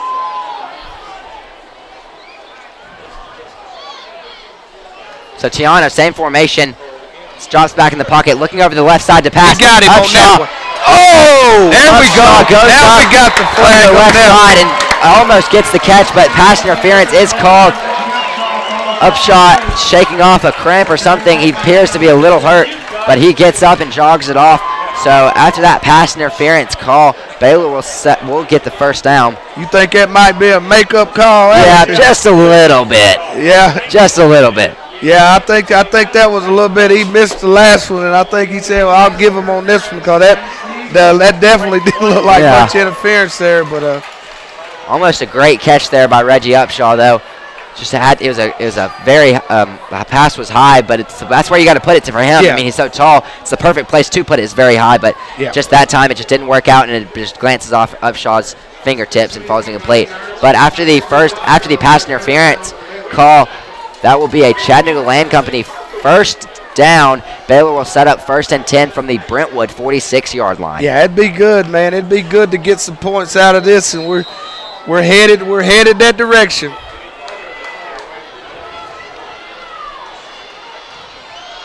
Tiana sets up same formation over the middle to pass to Mike Davis, bobbled and incomplete over the middle, bringing up 2nd and 10 for Nick Tiano in the Red Raider offense. Yeah, just a little running back check down, and and hit Mike on the shoulder and let Mike let it get to his pads, and it bobbled in there and fell to the ground.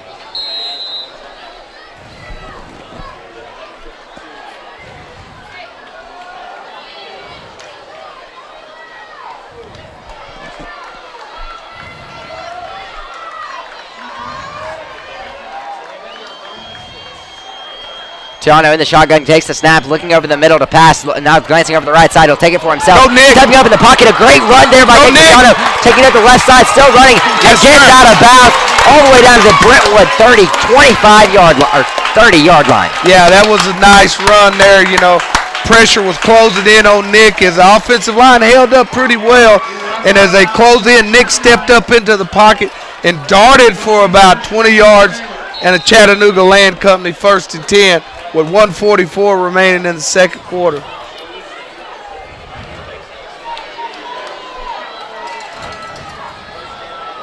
Tiano sets up alone in the shotgun, 3 receivers to his right, 2 to his left, dropping back, looking over the right side, now scrambling to the right.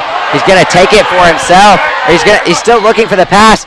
Pass is attempted down the right sideline, but his ball's incomplete. Pass was attempted for Isaac White, I do believe, and just falls short. So Yeah, he had a that was second long 10. time to throw the Yeah. football, man, and he drifted, and he had a lot of field out there. I thought for a moment that he was going to tuck it up and run again, but he drifted toward the sideline, and we get to play another down.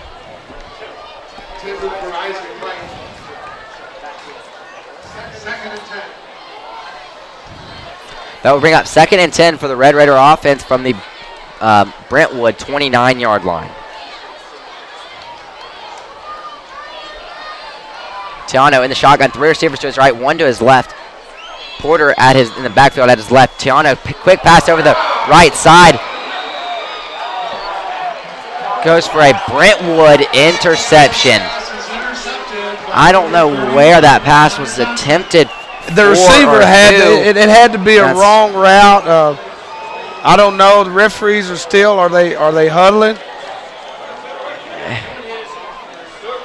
Yeah, they said it was an interception. I agree with that call, but I don't know if the receiver ran the wrong route or what was the case. But anyway, Brentwood will take over at its own 22-yard line. 1:30 left on the clock here in this first half. Brentwood takes over with a 17-point lead over your Red Raiders. Staver in the shotgun, drops back, looking over the right side to pass. Pass goes right over the middle of the screen, and he's got a lot of room to run as the halfback number 1 for Brentwood and takes it out of bounds at their own 43-yard line. Yeah, they just put together a good screenplay on that, and had it set up really well, and and he got as many yards as he could, and he darted out of bounds.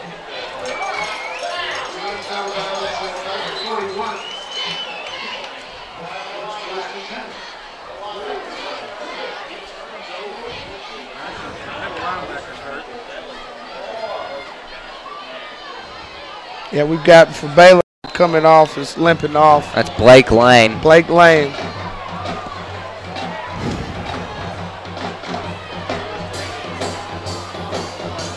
Staver drops back in the shotgun and look. Pass! Intercepted over the left side. Right side by Russell Burton. Great play there to get the pick and give Baylor the momentum back.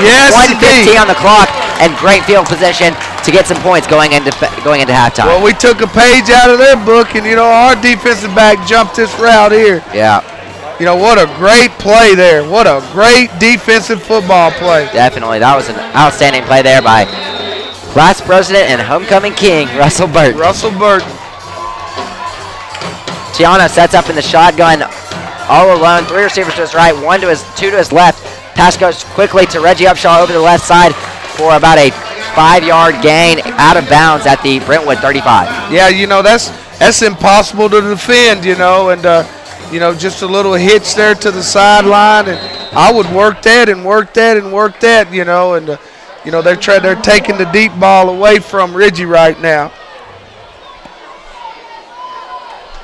Tiana sets up, same formation, snap is back, same play over the left side to Reggie Upshaw, gets out of bounds at the 26-yard line. What did I tell you, Alex? If they're willing to play soft there on the corner, I'll take it. I would take it each time, and 5 yards and 5 yards, equal first down. So that will go for the Chattanooga Land Company first down. Baylor sets up 1st and 10 at the Brentwood 26-yard line. 1:07 left on the clock as we approach halftime. Tiano, same formation, alone in the backfield, looks over the left side for Reggie Upshaw, and passes thrown away. That will be an incomplete pass, bringing up 2nd and 10 from the 26. Yeah, he got caught in between, and he was able to get his arm going forward and get it down. As Brentwood's defensive end was closing in on Nick from the backside. Yeah, they tried to run. I think that was just the same play again, but he just hesitated a little bit too much. And as you said, the defensive end came around and put the pressure on him. So Tiano, same formation, alone in the backfield. 3 receivers to his right. That's 2 receivers, 1 tight end, and 2 receivers to the left. Tiano takes a snap, drops back, looking over the middle for the pass. And that pass is attempted for Chandler Gallagher over the middle. Very close to being intercepted, though, by the Brentwood secondary. And very closely with a little bit more air underneath it to being a touchdown as well. Yeah. He had him open right down to the seam and need to get a little bit more air underneath on the football, and that would have been a completed touchdown. But still a good play call, and that puts us in 3rd down. Tiano sets up in the shotgun, same formation once again. Pass goes quickly to the right side and falls incomplete. That will bring up a 4th and 10, and Rafael Gaglianone will come in to attempt another long field goal. I tell you what, he's going to really be tested on this. This is on the hash, and this is a very, very difficult angle for him. And boy, I tell you what, man, if he can drill this one through, man, this is definitely an impressive kick from about 43 yards. And the whistle blows. Timeout stops play. Trying to ice the kicker there. They know he's good. They're going to try to do something to keep those points off the board. So Brentwood calls timeout just before Gaglianone attempts his, what is that, a 25, 32, 42-yard field goal. 43-yard line.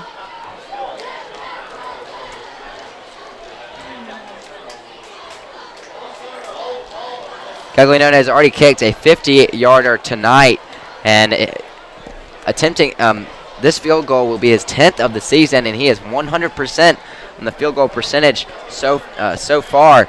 So definitely want to put this one through and keep that stat right where it is. We like that one. Yeah, this angle, this like I say, and this is a tough angle for a field goal kicker, and this right here really tell you a whole lot about this young man. Michael O'Connor in to hold. It's a 43-yarder.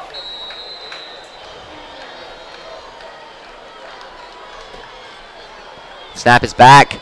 It's a fake. Given to Colton. Jumper. Oh!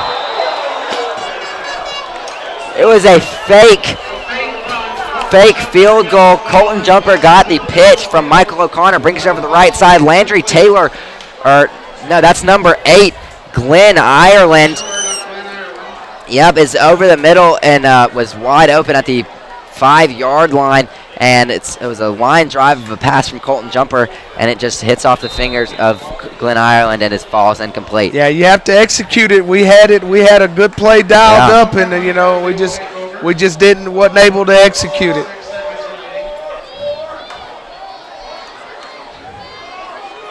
So Brentwood will set up 1st and 10 from their own 26-yard line. The route is jumped by Russell Burton once again, and pass falls incomplete, bringing up a 2nd and 10 with 41 seconds left on the clock. Yeah, Brentwood is definitely not content with running the clock out. They definitely are in an aggressive motif, man. I can assure you that.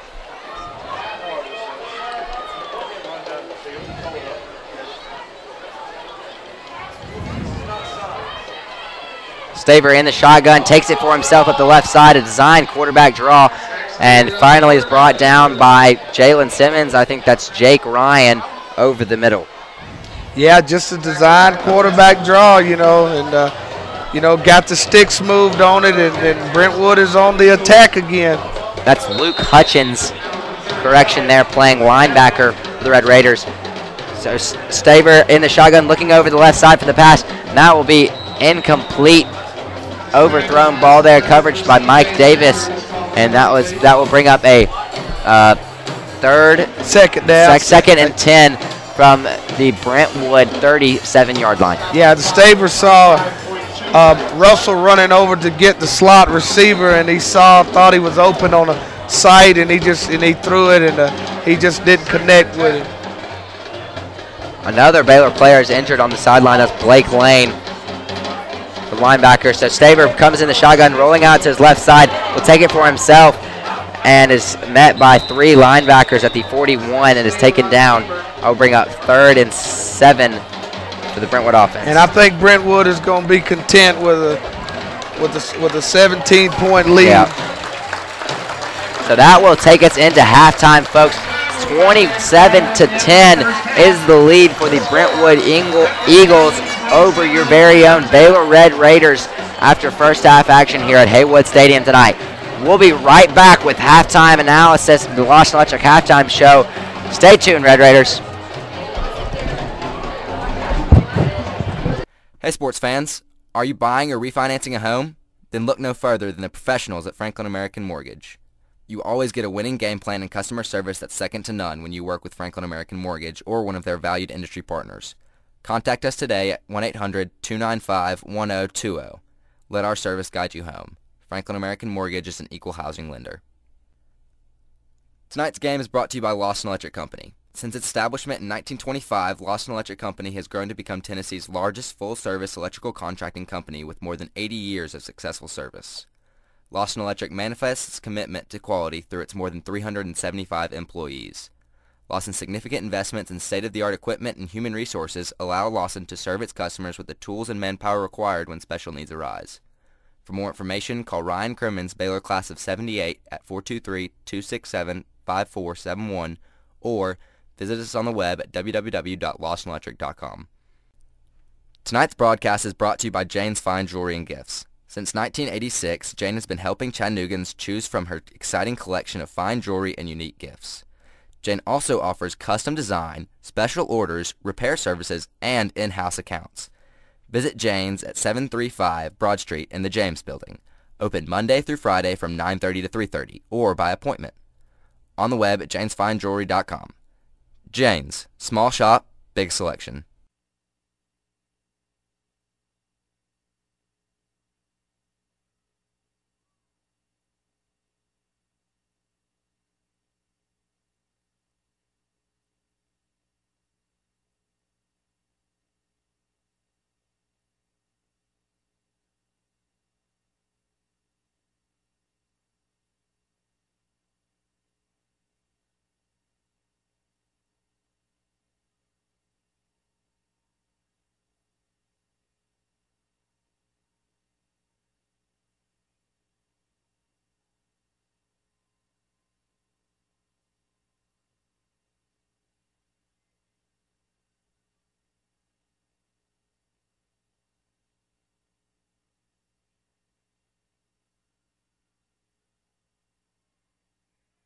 Tonight's broadcast is brought to you by Jane's Fine Jewelry and Gifts at 735 Broad Street, downtown. Visit Jane's Monday through Friday from 9:30 to 3:30 or on the web at janesfinejewelry.com. Stop by to see Jane's eye-catching rings, bracelets, earrings, and necklaces. Jane's also specializes in unique gifts and custom work. Your outdated pieces can be redesigned for a one-of-a-kind new look. Jane's, small shop, big selection. At Baylor, going the distance is a commitment that can bring the team a championship. At Kelly Quality Pre-Owned, going the distance means standing behind our pre-owned vehicles with a money-back guarantee. Yep, a money-back guarantee. When you buy a quality-owned Kelly car, you also get a free first oil change, concierge and shuttle service, and free peace of mind. Our fair value market pricing saves you money. Our money-back guarantee lets you buy with total confidence. 153 at Shallowford and Riverfront at MLK. Whitney Dreyer, Financial Advisor with Morgan Stanley Smith Barney. Whitney has been helping families in this community since 1996. Give him a call for any of your investment planning needs. Go Big Red.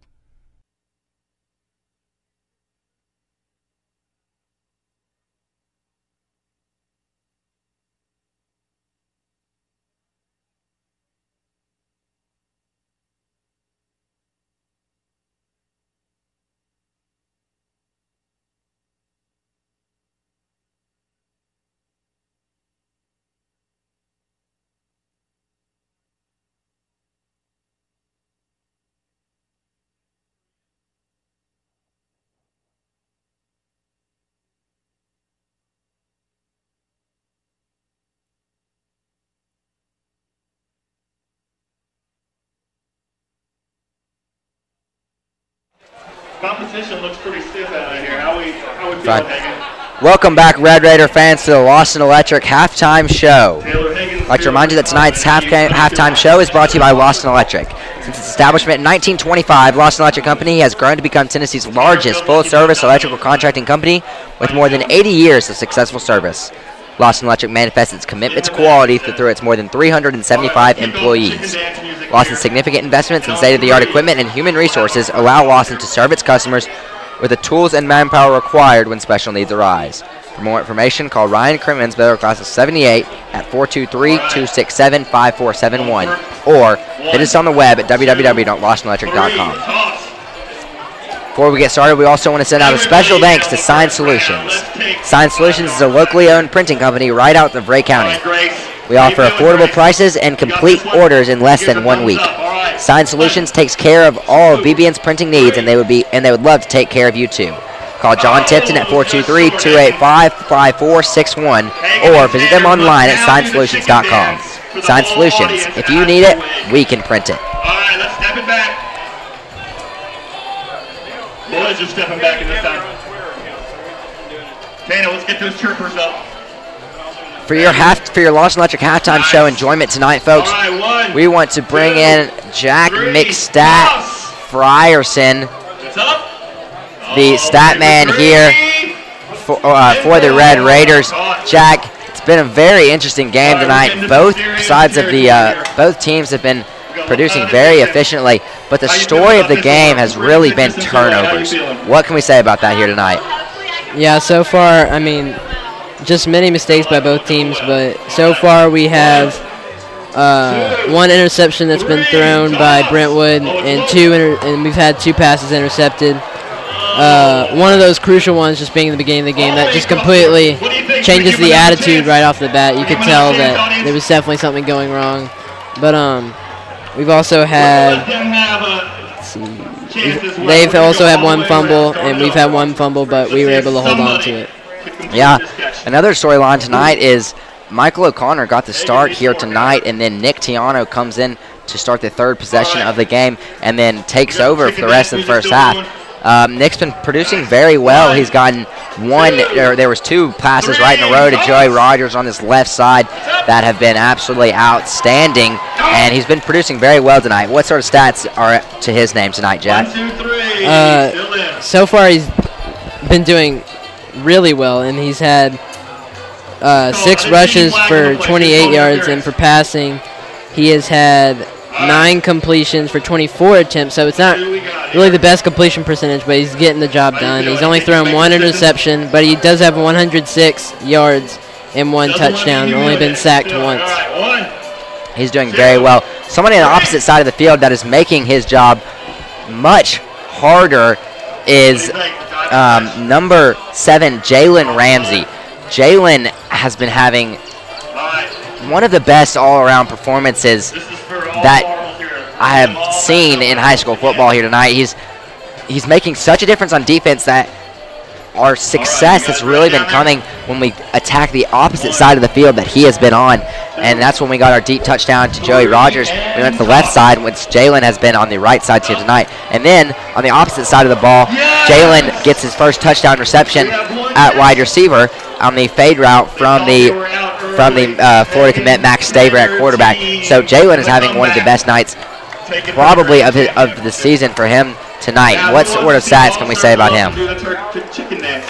So far he only has 1 rush for 6 yards, but in terms of receiving, he has 3 receptions for 42 yards, a touchdown, and they have so much athleticism on their roster and on their team. It's absolutely incredible. They have definitely a lot of players who can play running back, play wide receiver, and it's really hard for us as a team in terms of matching up players to just have a general one down.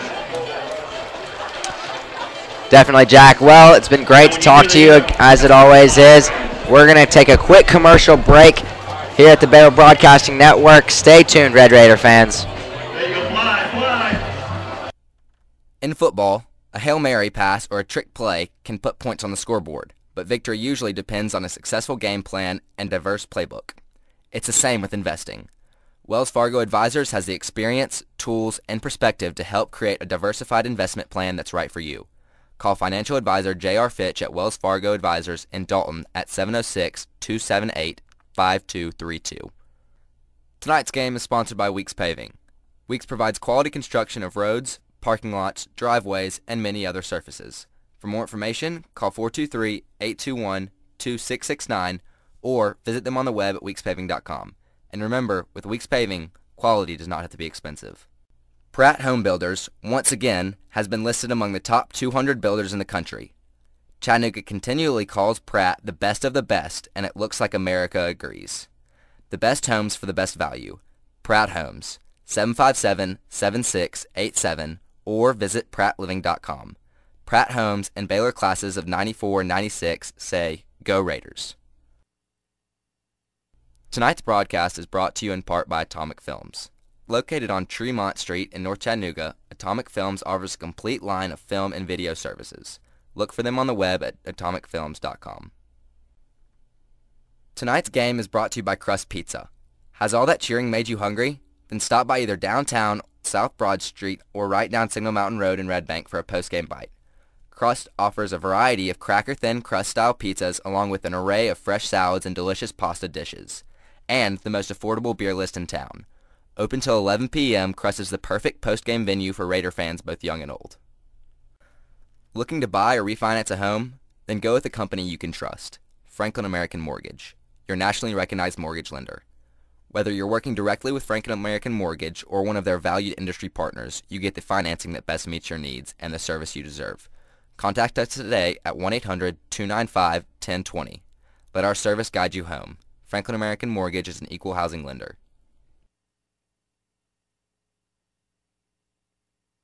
Hey sports fans, are you buying or refinancing a home? Then look no further than the professionals at Franklin American Mortgage. You always get a winning game plan and customer service that's second to none when you work with Franklin American Mortgage or one of their valued industry partners. Contact us today at 1-800-295-1020. Let our service guide you home. Franklin American Mortgage is an equal housing lender.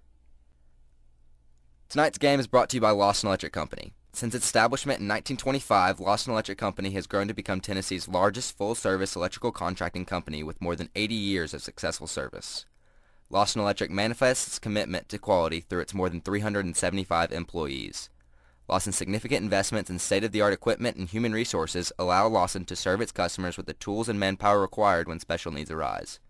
For more information, call Ryan Crimmins, Baylor Class of 78 at 423-267-5471 or visit us on the web at www.lawsonelectric.com.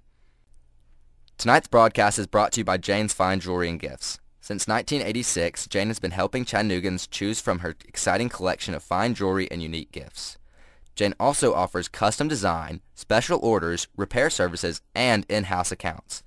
Visit Jane's at 735 Broad Street in the James Building. Open Monday through Friday from 9:30 to 3:30 or by appointment. On the web at janesfinejewelry.com. Jane's, small shop, big selection.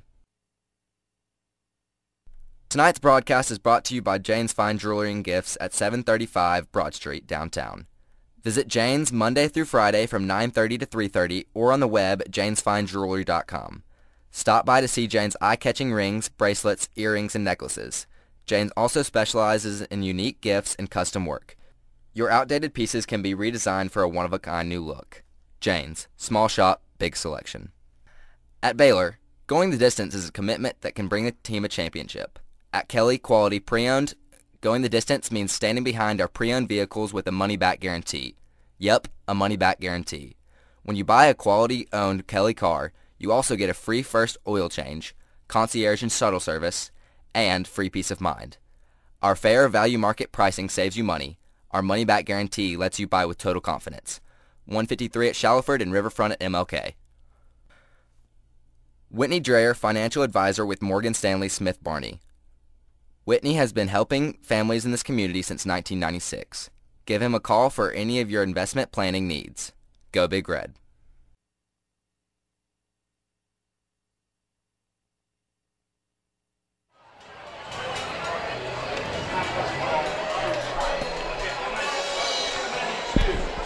Welcome back, Red Raider fans, to Heywood Stadium here in Chattanooga, Tennessee, where your very own Baylor Red Raiders are taking on the Eagles of Brentwood Academy. So far, throughout this first half, Brentwood has the lead, 27-10. It's been an exciting game, Daryl, to say the least, but it's been dictated by mostly turnovers and really just mental mistakes. There's been a lot of flags here in the first half, and we've had some arguments about them, but you can't do anything about that. We just have to play with what we have, and we need to just cut down on those. And if we can cut down all the mental mistakes and the turnovers, we've even had a bunch of high snaps tonight. It's just been a somewhat sloppy game, and if we can just clean up our act and come back in this game, we really have a good chance to come back and really take a hit at that lead. So these Red Raiders should come in the second half. You know Coach Massey's going to go in there and be preaching this exact same thing to them, and they need to come out here with a focused game plan and attack this team and get back that lead. Yeah, you look at the statistics and, as you guys did, and the yardage, and there's not much discrepancy between the two teams, and it's just boiled down to turnovers, a block punt return for a touchdown, an interception on the first play that set them up at the 20-yard line. So you're looking at 14 points, and you're looking at a 3-point ball game if we were able to, not have those turnovers. But, just a game that has up and downs, and that's the way football is sometimes. But, we've got an opportunity to receive the second half kickoff and to get back on track. And I'm sure that the coaches are making some good adjustments here at halftime. And I know this. I know our kids won't quit, and I know that they definitely feel like, as we look down on them from the press box, I know our kids feel like they still can win this football game. And, and this football game's definitely not over. We just got to come out. And on the first drive is going to be really important for us getting back into this football game. And hopefully we can come out on the first drive and have something really positive happen for us. Yeah, Daryl, and coming out on this first drive, it's going to be interesting to see. Do you think that throughout the second half, Michael O'Connor will get a chance to come back in this game, or do you think the coaches just stick with Nick Tiano because he's been having success so far in this game? That's the question, based on, being able to look, Michael in his eyes and see what's going on. I really don't, know what happened or what's going on with him or, a lot. But, you just have to – that's a decision that I'm sure that the coaches are well aware of what's going on with him and what they want to do. But, I don't know. It was kind of a strange, auspicious start for him. And, and Mike, made some mistakes, and Nick have come in and have did pretty well with moving the football team up and down the field. So, boy, that's a very good question from our perspective, and we'll find out shortly as the ball game is getting ready to be kicked back off in a few minutes. Yeah, that will be the thing to watch for, is who comes out and plays quarterback for those Red Raiders for the rest of the game. Michael O'Connor started the game out here tonight with the first two possessions, and then Nick Tiano took over and has led the offense for the rest of the half. So, as we said, Baylor's going to need to come out here in the second half, minimize the mistakes, and no turnovers. We cannot have turnovers, and really, what we cannot have is those just offside penalties, false start penalties, and also, there's been quite a few pass interference penalties, which we haven't been seeing a lot of this season. It's something that our cornerbacks have been very good about, but we've seen a few more than we're used to in this game, and so we just have to minimize the mistakes. And I definitely believe we have a very good chance of coming back in this game and pulling out the victory. Yes, absolutely, and we just got to come out and fight and claw and work our way back into this football game. And and boy, I tell you what, it would have been really, really nice down there on that fake field goal, man. We had it set up really well and just did not execute the throw. And man, that would have been a touchdown or near the goal line. And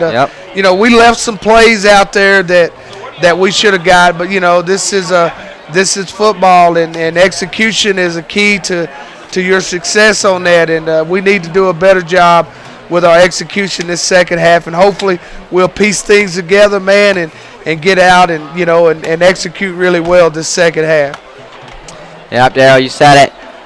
Red Raider fans, we're going to take a quick commercial break. We will be back for the kickoff of the second half. Stay tuned for second half action. In football, a Hail Mary pass or a trick play can put points on the scoreboard, but victory usually depends on a successful game plan and diverse playbook. It's the same with investing. Wells Fargo Advisors has the experience, tools, and perspective to help create a diversified investment plan that's right for you. Call financial advisor J.R. Fitch at Wells Fargo Advisors in Dalton at 706-278-5232. Tonight's game is sponsored by Weeks Paving. Weeks provides quality construction of roads, parking lots, driveways, and many other surfaces. For more information, call 423-821-2669 or visit them on the web at weekspaving.com. And remember, with Weeks Paving, quality does not have to be expensive. Pratt Home Builders, once again, has been listed among the top 200 builders in the country. Chattanooga continually calls Pratt the best of the best, and it looks like America agrees. The best homes for the best value. Pratt Homes, 757-7687 or visit prattliving.com. Pratt Homes and Baylor classes of 94 and 96 say, Go Raiders.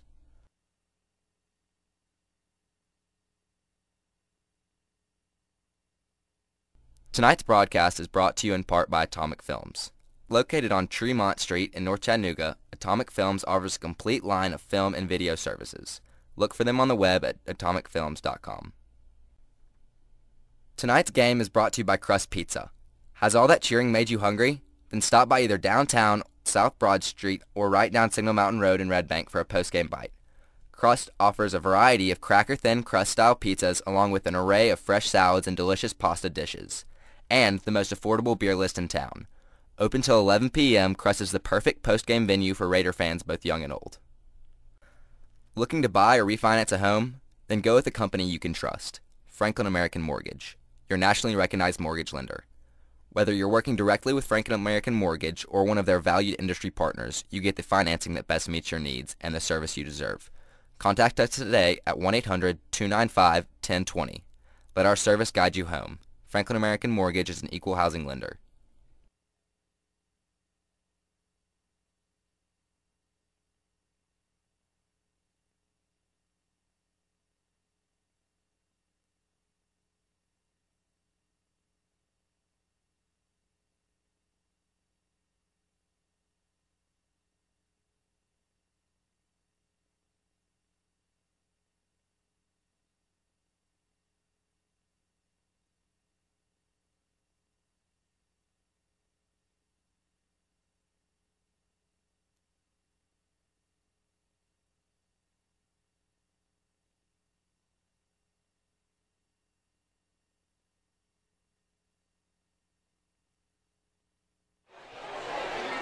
Welcome back, Red Raider fans, to the conclusion of the Lawson Electric halftime show.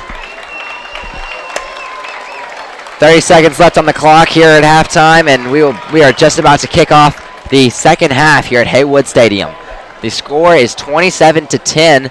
The Brentwood Eagles had the lead over our very own Red Raiders. It's been Darrow and I and Jack and I have analyze this game, and basically just come down to it. We've got to minimize the errors and come in here and play our own game. We haven't really been able to we have been able to set up our own game.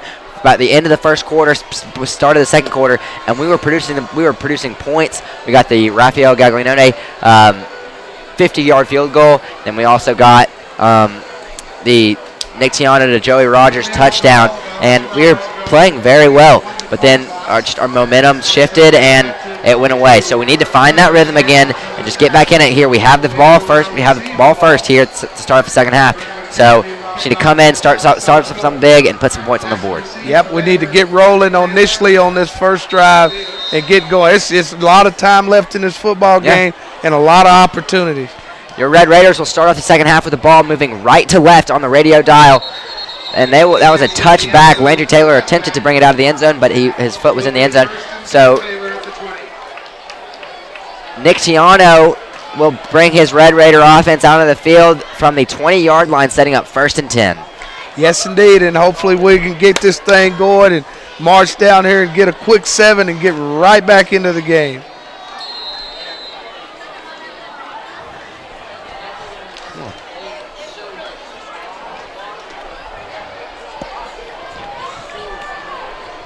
First down, Tiano in the shotgun. He keeps the ball on the outside. He turns it up inside for about a 7-8 yard gain as he keeps it on the option play. And just a good play to come off and start the second half for Nick Tiano. Had to put it down at about second down and about 1 yard to go. 2nd and 1. Nick Tiano brings his team to the huddle. It's a good first down gain. In the shotgun is Tiano. 2 receivers to each side. Porter at his left. Tiano takes the snap, hands it off to Porter, breaking it out to the left side. He's got some room to run, breaks it out, using his speed, carrying a few Brentwood defenders, and finally is brought down at the Brentwood 46-yard line. What a run there from George Porter. George Porter is tremendously strong, and when George dashed outside, the play probably could have thought to look inside, to go inside, and he bounced it out to the next level, and he carried guys for about 20 yards to show that George has really been working out hard in the weight room this summer. Yeah, that was incredible right there. He was hit and carried the men for about 15 more yards. So Tiano in the shotgun, two receivers each side, gives the handoff to George Porter up the right side once again, breaking it out to the outside. Flag is down. Porter is tackled after a gain of about 4 yards. Yeah, you can see that all. Number 4, I guess that's Joey Rogers, man. You can see he had him walled off, and I could hear upstairs the coaches called out hold, and that's what we'll have on the play.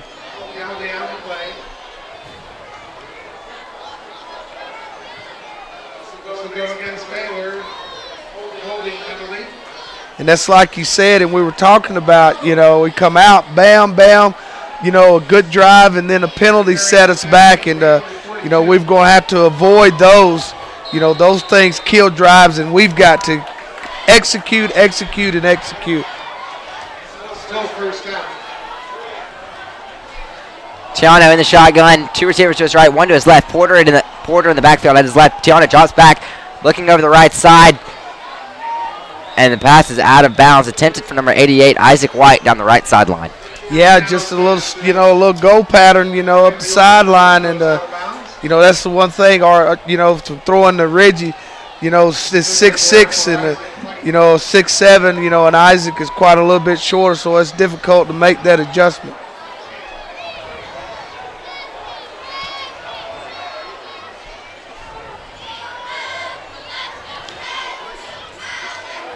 Tiano in the shotgun, 2 receivers to his left, 1 to the right. Porter in the backfield at his left. 2nd and long. High snap. Tiano gets it and has to fall. It's sacked for a loss of about 5 more yards.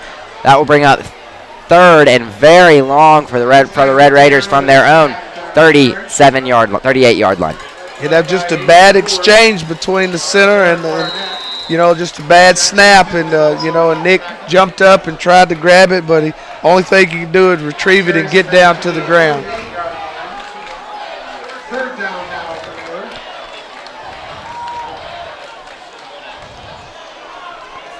Tiano will come to the line alone in the backfield, 2 receivers to his left, 2 receivers to his right, 1 tight end on the right. Tiano will take a run for himself up the middle, just a QB draw designed, and it's stopped short of the line of scrimmage. Another loss of about 1. That will bring up 4th and extremely long as the punt unit with Ian Jump as the punter comes out onto the field. Yeah, you know, that was just an empty set and a designed quarterback draw, and Nick drops back and took off, and the defensive lineman made a tremendous play right at the line of scrimmage. That'll force the Red Raiders to punt. Snap is back. It's low. Ian Jump handles it, though, and gets off a great punt. It's very far and high, and it is a fair catch is called at the 24-yard line for Brentwood. And we have a player down on the field for Brentwood Academy. And he was waving his hand for the trainers to come out. It's obvious he was in a tremendous amount of pain. And hopefully the young man is okay.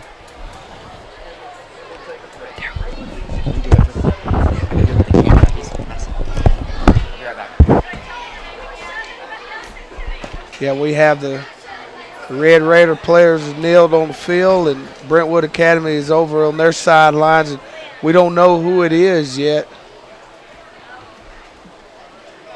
I can't see a number. I don't know who the player is down for Brentwood Academy.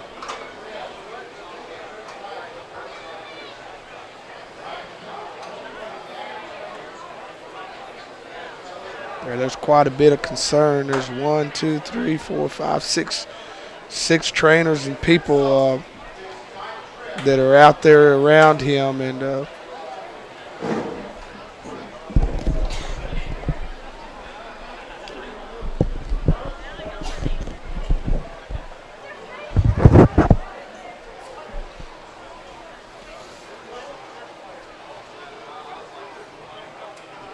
yeah, that's a Quill Lenore, number 3 for Brentwood Academy, a corner, the starting sophomore, starting cornerback that's down on the ground.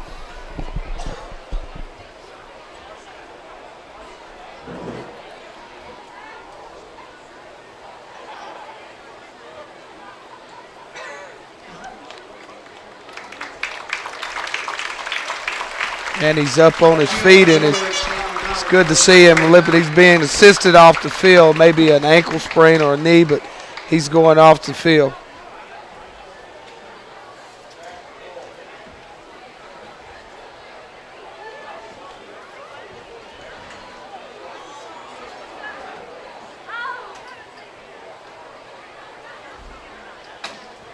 And Brentwood is still huddled up over on the sidelines as they begin their first possession of the second half. 9:17 remaining in the third quarter. The Red Raiders are trailing 27-10.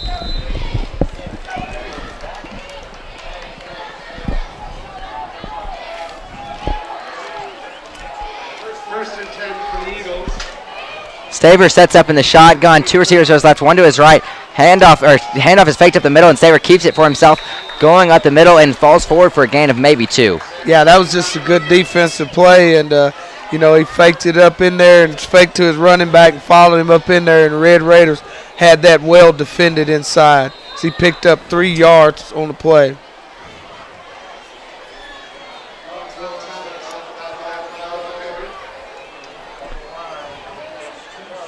Staver in the shotgun. Yeah, we're going to have a motion penalty on that. That's a fumble ball. Get on it. That's an incomplete pass, but there was a legal procedure. I don't know why they let them to go ahead and run the play, and they ran it anyway, and it looked like it was going to be a lateral, but that'll be a 5-yard mark off against Brentwood. 3rd and 7 for the Brentwood Eagles from their own 27-yard line. Staver in the shotgun. Pass is attempted over the left side, and Colton Jumper is right there. But the ball is in his hands, and it falls for an incomplete pass, but almost an interception right there, and he had no one in front of him right there. That was a pick six right there, and he threw it right to him, and it hit him. It hit him right in where it should have, in his hands, and he didn't catch it, Alex. And I think it surprised him that that the ball was thrown right to him like that. So he wasn't able to hold on to it, and Brentwood would be forced to punt. After the almost interception, Brentwood comes out for the punt. 8:32 on the clock. 10-27 is the lead. Good low punt. It's deep though. Mike Davis will return it. Oh wow! Mike Davis lays the hit on the Brentwood special teams unit and goes. The return goes for no yards. The referee saying he stepped out of bounds before he was able to make a return. So Baylor will start this drive. Nick Tiano leading his offense on the field from their own 41-yard line, 1st and 10. Good field position, and that was a good stand. That penalty down there, Baylor refused it, and that's why it was 3rd and 7, and the Red Raiders held and got it back in good field position.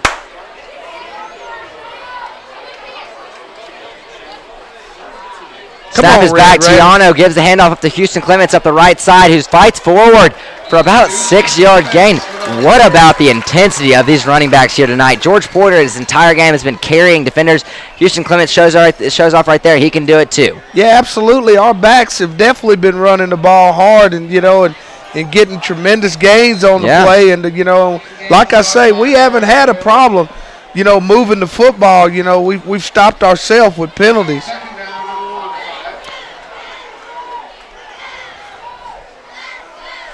Tiano in the shotgun, 2 receivers to his right, 1 to his left. Keeps the ball for himself, going up the right side, fighting forward, very close to the first down. I think it'll be just short though. Ball is down right at the 50-yard line, and the first down is just at the 51. Yeah, he reading a, an option read there. Mm-hmm. Nick's making some good decisions, and he kept it and put ourselves in a 3rd down and about 1 yard to go.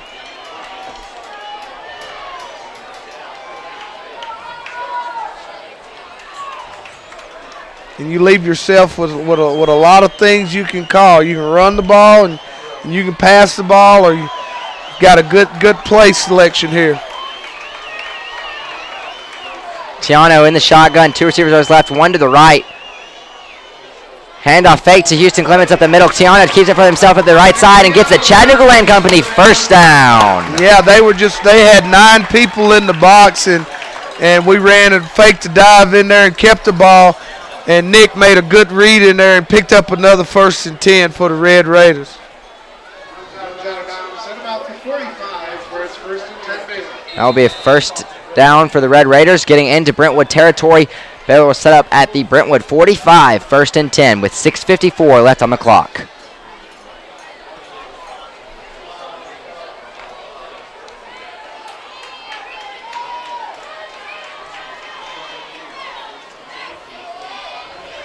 Tiano in the shotgun, takes the snap, looking over the right side for a quick throw. Quick throw is complete to number 17, Coda Nix, getting his first reception of the season. I know he's very excited right now. Oh, that's good. That's just a good toss and catch, and, and taking what the defense give you.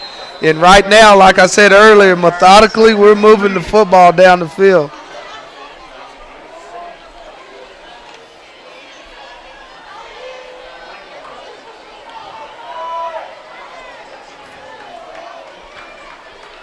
Tiano in the shotgun, fakes the handoff and goes for the right side, and will get the Chattanooga Land Company first down and then some for about a 5-yard gain. Yeah, just he's taking what the defense is giving him, and and they're got it stacked up inside, and Nick is continuing to make good reads and just keep the football and go out on the edge and quarterback keep it and move the chains.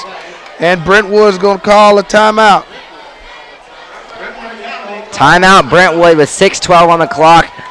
27-10 is their lead, but Baylor is threatening 1st and 10 for the Red Raiders at the Brentwood 32-yard line. Yeah, right now, Alex, we moving the football and getting first downs, and if we can get a score here, if we can get a touchdown here, I think it's going to put a lot of life into our kids, man, and that'll put us down, 10 points and put us right back in here with 6:12 left to go in the third quarter. And I like what I see in our kids, man, that no quit attitude, and we just continue to fight and to hopefully to get ourselves, work ourselves back into this football game.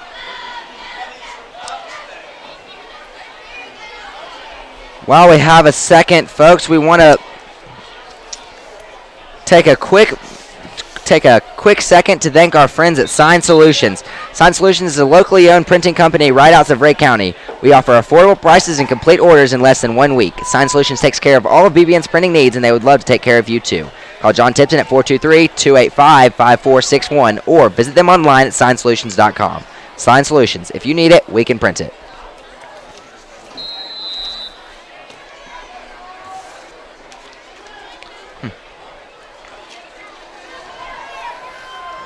Baylor comes back onto the field, setting up 1st and 10 at the Brentwood 32-yard line. Tiano under center, Coda Nix to the left, Joey Rogers Reggie Upshaw to the right. Handoff goes to George Porter up the right side, fighting forward for some positive yards, and gets knocked out of bounds after a gain of about 3. Yeah, just a stretch play, and George was defended really well, and the side ran out of bounds at the sideline. Defense strung that play out really well. But we picked up about 2 yards on the play.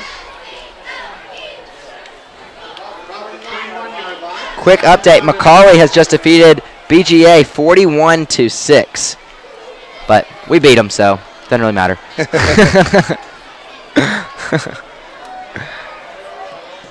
Nick Tiano in the shotgun, 2 receivers to his left.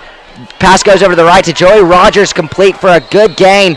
Just short of the first down, though. He is brought down at the Brentwood 25-yard line. Yeah, they just giving us, right now the offense is doing what you got to do against them right now is take what they're giving you, and right now they're giving us the quick outside throws and the quarterback, forcing the quarterback to keep the ball, and so, and right now we're able to keep moving the football. Hopefully we can convert on 3rd down and 3 here. Tiano in the shotgun, 3rd and 3. Gives the handoff to Porter, going at the right side, fighting forward for some extra yards. It's very close, depending on the spot. And it is spotted short of the first down. Yeah, that's going to be fourth down in less than 1, and I'm sure that we're going to bring in our heavy package here and go for it. Jalen Simmons, Jake Ryan, and Colton Jumper come out onto the field. This will be the team to say, go out there and just push everybody over. Yes, and get this less than 1 yard. It's just all about body on body right here and who gonna win the line of scrimmage. And we got the first down.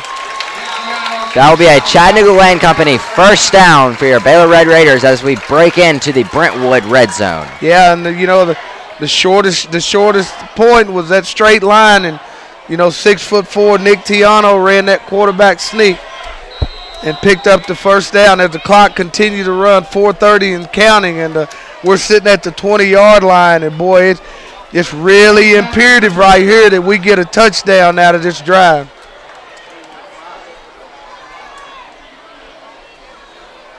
Tiano in the shotgun, 3 receivers to his left, 1 to his right, looks over the right side to Joey Rogers. Pass is just incomplete, though. That will bring up 2nd and 10 from the Brentwood 21-yard line. Yeah, we had it out there again. We had what we wanted. We had trip receivers to the left and threw back to the short side of the field, and he was out there one-on-one coverage and just didn't execute the throw on that. But I'm sure we'll come back to that formation again.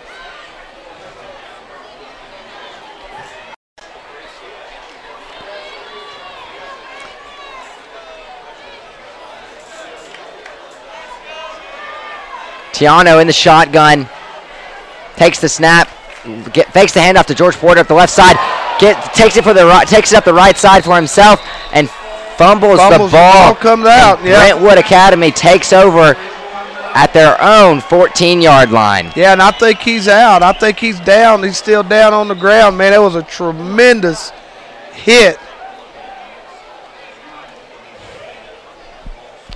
Wow.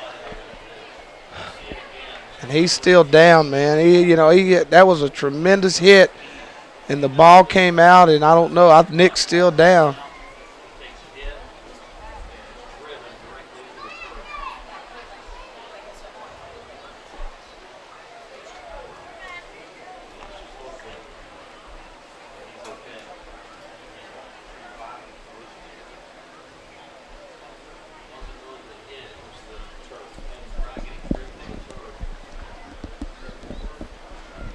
Still waiting on some sort of action out of this. Nick Tiano is down on the field. He is at the Brentwood 20-yard line. He's still laying there after a very violent hit. He faked a handoff to George Porter up the left side, then took it for himself on the right side, and was hit very hard and fumbled the ball. And Brentwood did recover, so they will have the ball at the 15-yard line. But we are everybody's praying right now for Nick Tiano, who's down there on the field.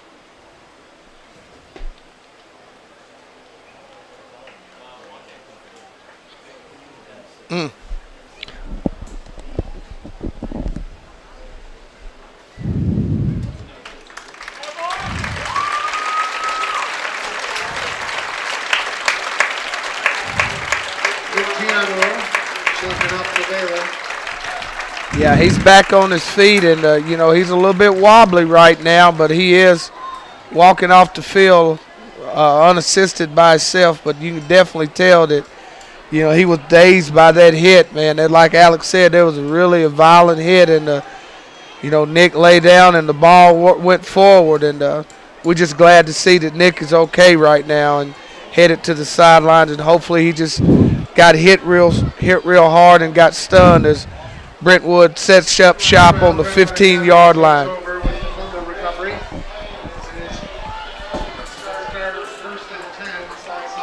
Staver will set up Brentwood's offense at the 15, 1st and 10 after the Baylor fumble. Snap is back, and handoff goes over the right side, but for the 3rd time tonight, the running back for Brentwood cannot find his footing and slips on this turf and falls for a loss of about 4 yards. Yeah, and we've got another player down, Alex. I don't know if it's Big Derek Green. Yep.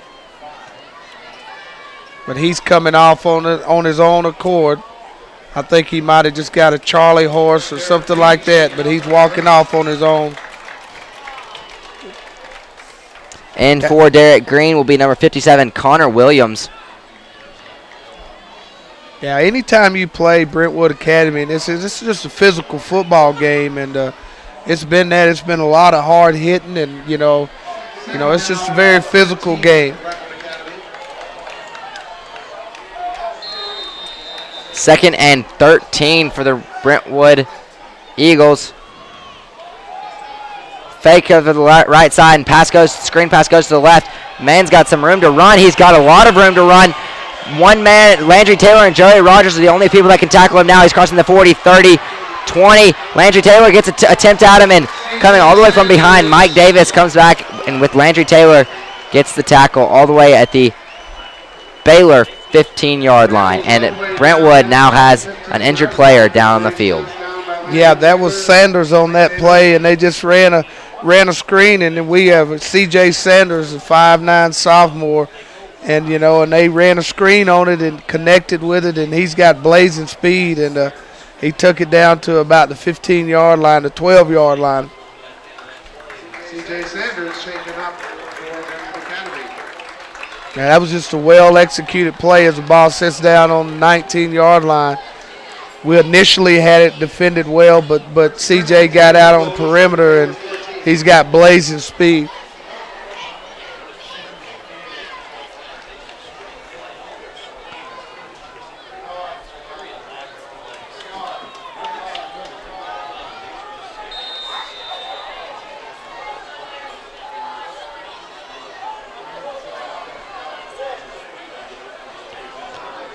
Staver sets up in the shotgun, hands it off up the middle.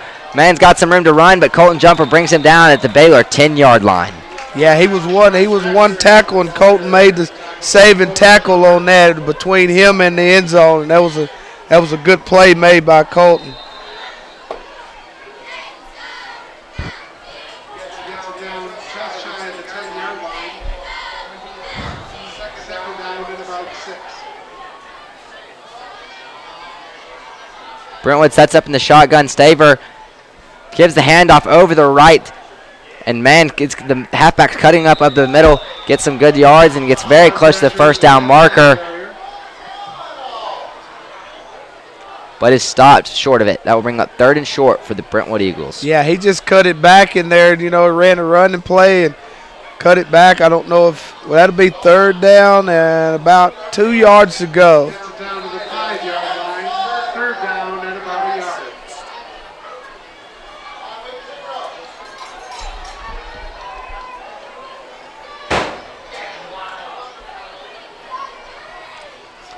Staver brings his men to the line, still in the shotgun. 2 receivers to his left, 1 to his right, looking over to this side for assistance from his coaches.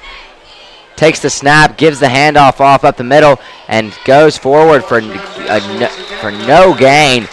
Yeah, depending on the spot, I do not think he got it in right there. That, from where the referee is spotting the ball, I think it is just short. Yeah, and they not hesitating. They going to go for it on 4th down. Yep. It's a big play here for the Red Raider defense. If we can get a stop, we could turn around and just come back and try to take a hack out of this lead. Scoreboard hasn't moved much in the Baylor side since really the beginning of the second quarter. I'd like to see that change. So the quarterback keeper goes over the right side, and it will be good enough for a Brentwood first down just inside the Baylor 5-yard line. Max Staver keeps it himself. Yeah, he did. That was just a designed keep all the way, and and he looked like he picked up the 1st and goal. Down for the Eagles.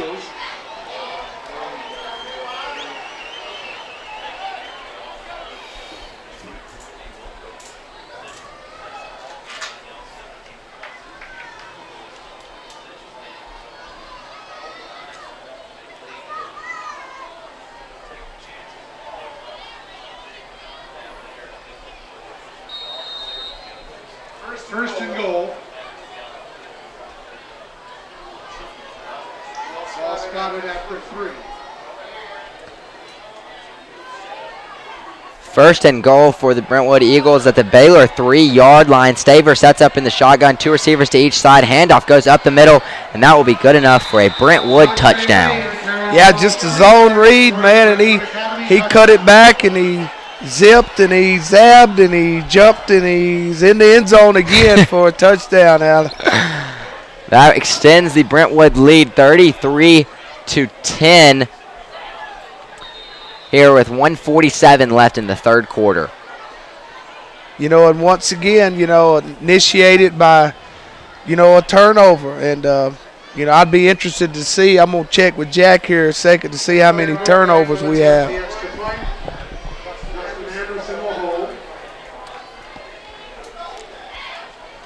Extra point to be attempted. Snap is back. Kick is up. It is good. So that will extend the Brentwood lead 34-10. That's a 24-point deficit for the Red Raiders to overcome. That's at least a 4-possession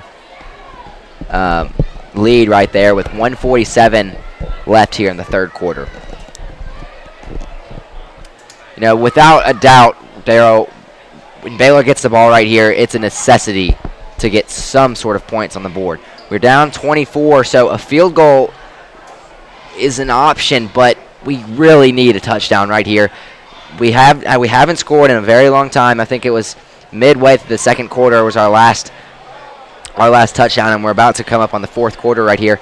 So we definitely need to come in and just, I think it'll be Michael O'Connor leading the offense again, and you know he's going to want to come back in and show his stuff. He didn't best so far, so he's going to want to come out and prove it. So yeah, I think it's doable right now. Yeah, maybe with Mike coming back in the game, maybe after sitting for a while, maybe he'll be ready to lead the Red Raiders on offense. Landry Taylor takes the kick return out of his own end zone and is trying to get some positive yardage, but is tackled down at his own 15-yard line. Yeah, you're not going to. You need to stay one direction. Yeah. You're not going to be able to cut back and forth against a team like Brentwood with such good team speed. So Baylor will set up shop. Michael O'Connor back in at quarterback. Baylor sets up from their own 15-yard line, 1st and 10.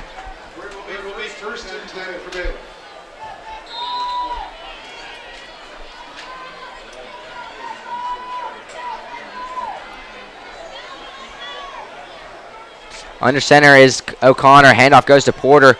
Up the middle. Still moving his feet. He's got a lot of room to run. He's using his George. He's gone. Let's go, George. Come on. George is finally taken down at the Brentwood 21-yard line.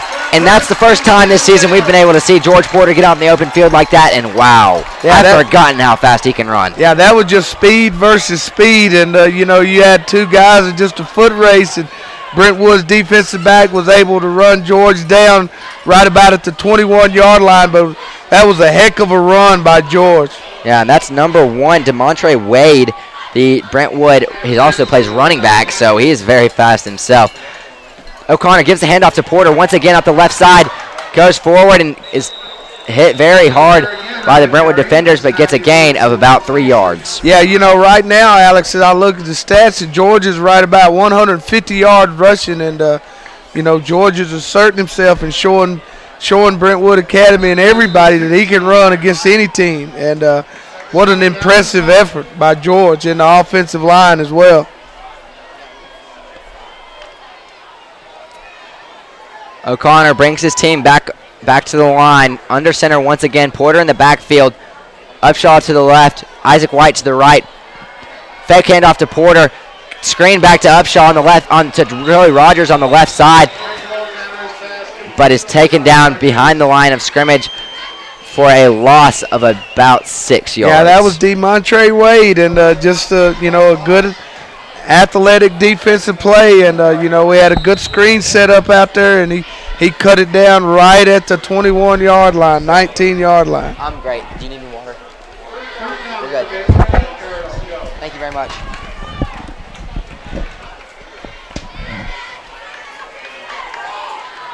O'Connor sets up in the shotgun alone. 2 receivers to his right, 2 to his left. Quick pass goes up the right side. attempted for number 17, Coda Nix, but just some miscommunication once again. It's just little things that we have to improve on. It's it appeared as if O'Connor wanted to throw he just wanted Coda Nix to stop stop after about 5 yards, but Coda was going for the end zone. Yeah. So just that miscommunication, and that'll bring up a 4th and. It's third, still third. Oh, it's still 3rd down? Yeah, it'd be So 3rd down. 3rd and about 8. Well, you're right, Alex. Yeah. They just changed it. Yeah, that'll bring out 4th down for Baylor, so most likely we'll see Rafael Gaglianone come out onto the field to start off this 4th quarter and hopefully get Baylor our first points of the second half. Yeah, I doubt, Alex, at this stage that they'll kick a field goal. Okay. Yeah, I doubt that. I definitely think that we'll go for it here when you're trailing by 24 points, and definitely we'll try to get a score on this, try to convert the 4th down.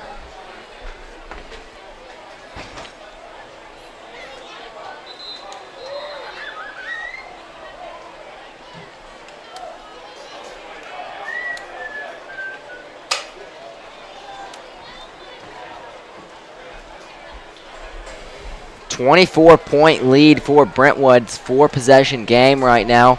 And you're right, Darryl. We see Michael O'Connor and the Raider offense come back out onto the field for a 4th and 8 from the Brentwood 19-yard line.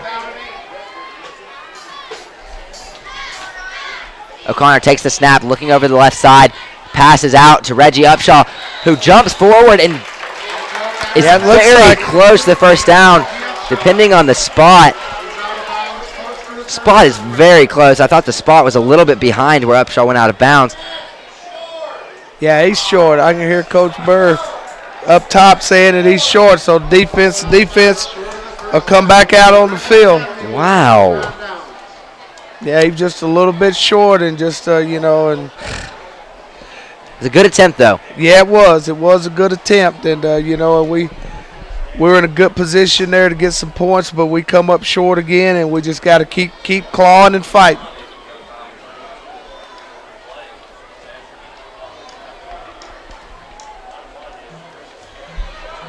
So that will bring out the Red Raider offense once again with 11:53 left here in the 4th quarter.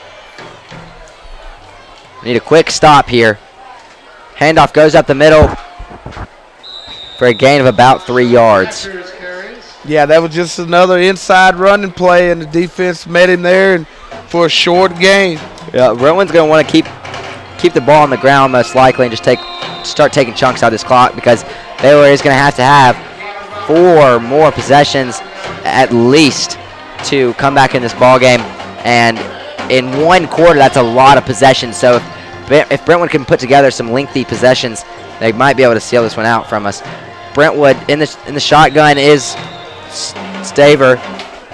Yeah, there was a motion penalty on that.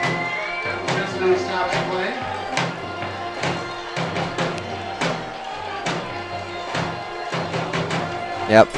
Illegal motion on the offense will bring back Brentwood 5 more yards. That will bring up a 2nd and 11 for the Brentwood offense from the Baylor 11-yard line.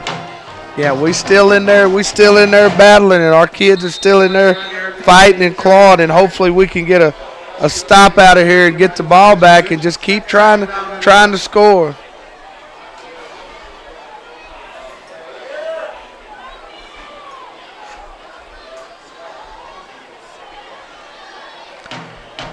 Staver in the shotgun. 2 receivers, another flag is down. Before the play was even run. Another penalty stops play.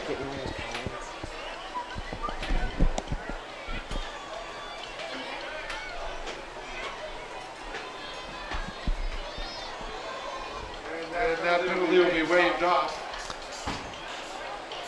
Penalty is waved off, so that will repeat 2nd and 11 from the Brentwood 11.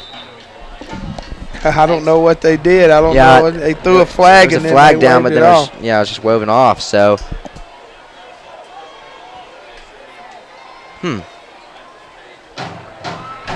Staver looking to his coaches for some help. And in the shotgun, 2 receivers just left, 1 to the right. Gives the handoff up the middle. Falls forward for no gain.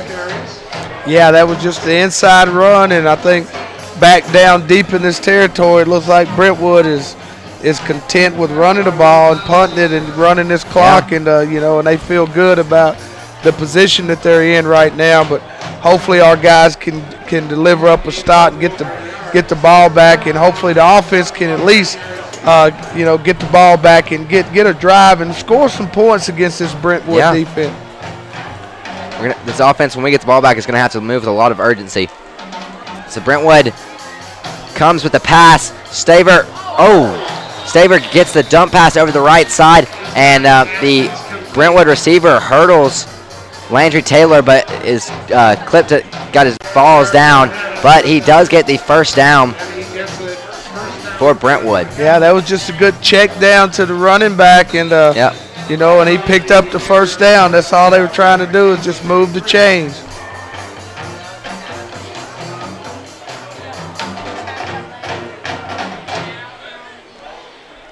Brentwood will set up 1st and 10 from from their own 23-yard line. 9:26 on the clock and ticking.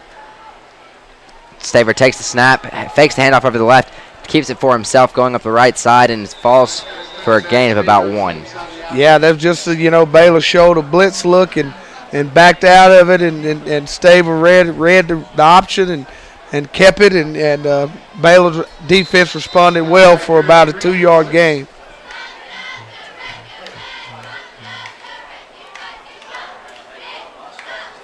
Second down and 7 for the Eagles.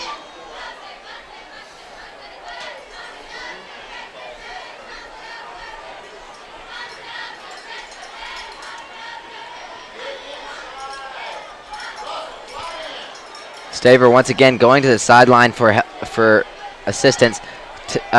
Dump pass over the right side. Colton Jumper in pursuit. Takes the receiver out of bounds at just past the 30-yard line of Brentwood. That will bring up a 3rd and short. Yeah, that was just a dump off, man. Their backs are so quick, and man, just quarterback just like a long handoff. Just dumped it in there to him.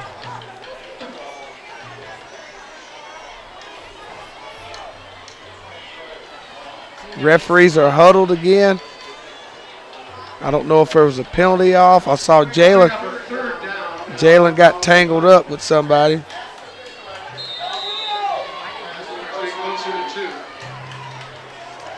Nope, just 3rd down and 2. Staver brings his team to the line.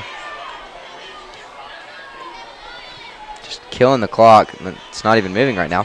Staver gets the handoff over the right side. Running back's got a lot of room to run. He will get the first down and then some, moving all the way to the Brentwood 40-yard line, where the clock is stopped until the chains are moved at 8:23. Yeah, we had him initially stopped at the line of scrimmage, and he broke a tackle, and as a late flag is thrown by the referees, it's probably going to be an unsportsmanlike. I don't know who it's going to be against, but the referees it was after the play was over, the referees threw the flag. Been a lot of penalties in this game, Alex, and there's a lot of stoppages of play, and we'll see what the call is. Personal foul and offsetting against Brentwood and Baylor, and they'll wave each other off. Those two penalties will offset.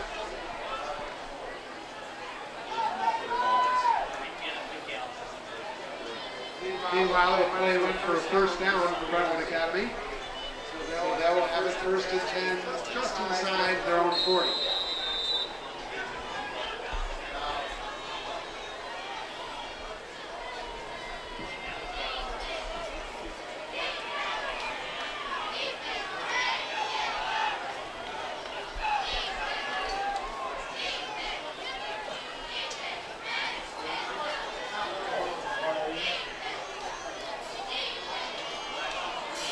And the snap, Staver keeps it. Staver taking it over the left side. In pursuit is number 15, Bryce Reynolds and Joey Rogers. Staver will get the first down and move into Baylor territory, moving all the way to the Baylor 44-yard line.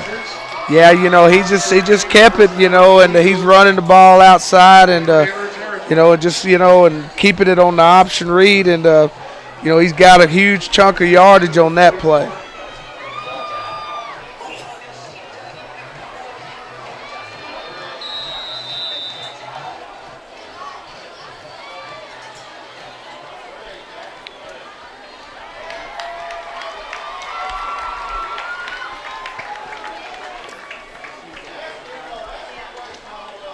Staver is just wasting the clock at the line. 7:30 and ticking. Takes a snap. Handoff goes up the middle. Man's got some room to run. Flag is down.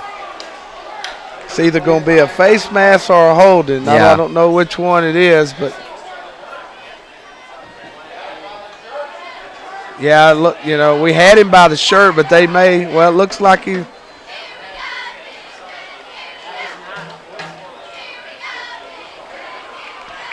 Yeah, that was a Baylor defender just what was the call? Face mask. He Face grabbed mask. him by the shirt, He grabbed him Alex. by the It shirt. was- I just figured. I mean, it's really. I mean, that was very. You could hear him upstairs saying that it was by the shirt, but the referee threw the flag, you know, and said it was a face mask, but it definitely was not a face mask. 7:20 on the clock. 34-10 still is the score. Brentwood Eagles moving right to left on the radio dial. Staver in the shotgun, 2 receivers to his left, 1 to his right, 1 back at his left side. Handoff goes to the back, moving up the right side, getting some positive yardage and moves forward for another Brentwood Academy first down. Yeah, that's senior DeMontre Wade, and you know, he's just popping it in there right now, and Brentwood's looking at the sideline and running the clock down on each play as far as you can go and snapping it with the last second. And, you know, they're trying to do 2 things. They're trying to kill the clock, and they're trying to continue to move forward and get another score.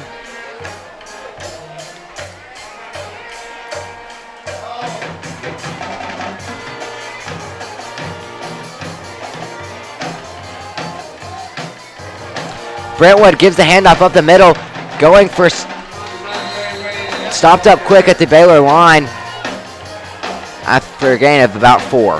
Yeah, it's DeMontre Wade now. They just content, man, with just to run the ball between him and Wade. Is now they got a 2-man game going now. He either hands it to Wade or he keeps it himself, and you know, which are both being effective, and you know, just continuing to move the chains and eat up the clock. And as this game is working itself way down, 6 minutes left to go in the game.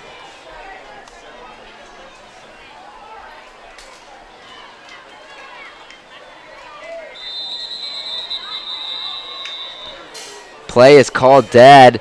Timeout Brentwood. Oh, delay of game on Brentwood.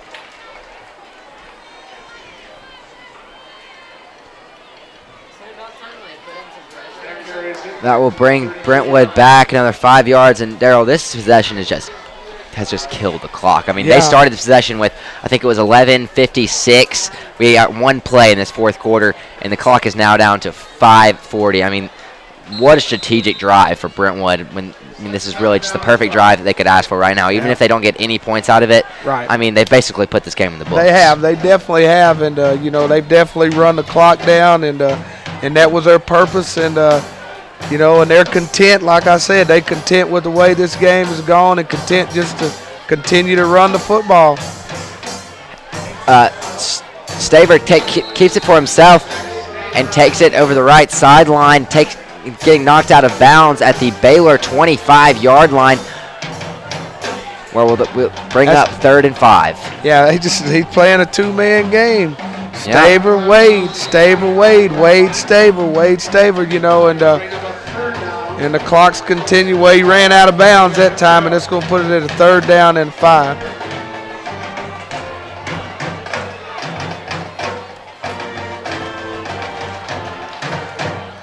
So Staver sets up in the shotgun. 2 receivers to his right, 1 to his left. Fakes his left. Pass goes over the right side and is complete. Brought for a loss of about 1. Yeah, that was there was that jailbreak screen again, but this time we dialed up pressure on him and got to hit him again. Jalen got to hit him again and put him on his back there, and Brentwood will be in 4th down, and it looks like they're going to go for it. So it brings up a 4th down for the Eagles, still 6 yards to go.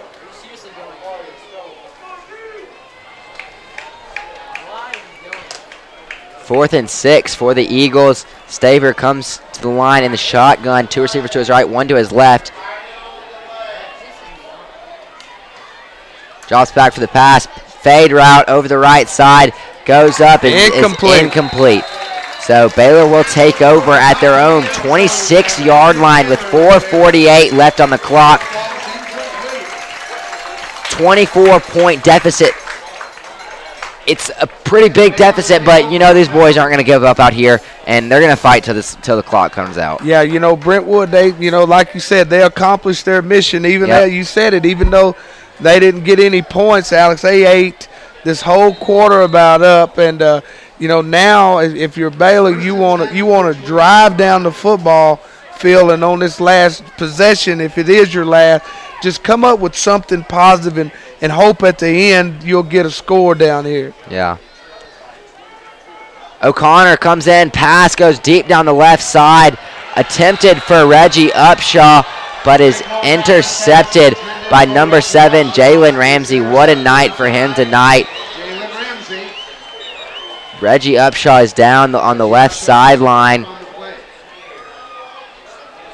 Yeah, he's down. I don't know if it's an ankle or just a tough night, Alex. Just a tough night, man. And and that's football, and that's this game, and it can be tough like that. And our guys are playing hard, man, and trying to stay in this game. And things haven't gone our way tonight, but the good thing is as we see our kids, like on that last defensive stand, Brentwood drove it the length of the field, and our kids fought and held them on 4th down and gave the ball back to our offense. But, to sum it up, it's just been tough, man. It's been tough. We've had some injuries, and we've got, Upshaw down, and he's back up on his feet. And, hopefully he just maybe a Charlie horse or twisted ankle or something. But, it's just been a tough night, to say the least. Upshaw being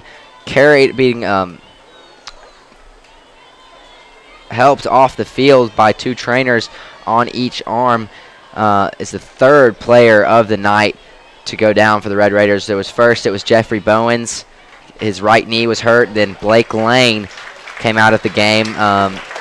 I believe I'm not positive what his injury was, but now Reggie Upshaw comes off the field with a right ankle injury. So you said it, it's just a tough all-around night, and just one of those that, they beat us fair and square. It was they just played some hard-nosed ball, and they played well. And the good thing about it, is we have next week off. Yeah, and that's very true. And we can get some people, rested and get some people healthy, and and go into that next stretch of games.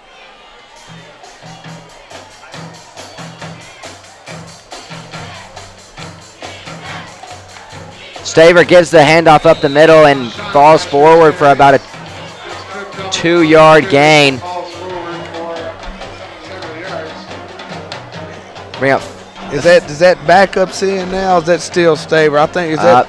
Yep, you're possibly right. I think it's 18, isn't it? Yep. We don't have the full roster, so we'll just have to call out numbers. Number 18 for Brentwood is now at quarterback.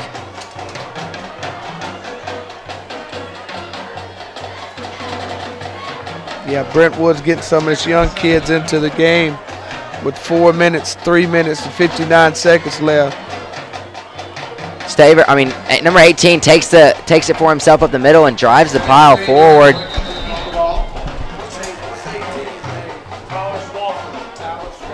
Tyler Swafford is the quarterback now in the game for Brentwood Academy and takes the run for himself up the middle and for a good gain, bringing up 3rd and 2 for Brentwood Academy.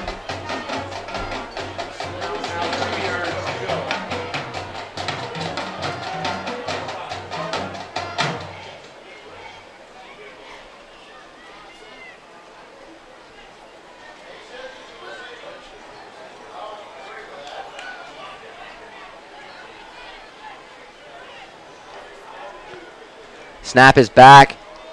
Handoff goes over the right side and will fall short of the first down. No gain there, maybe even a loss of 1. That will bring up a 4th and about 3 for the Eagles. 4th and 2.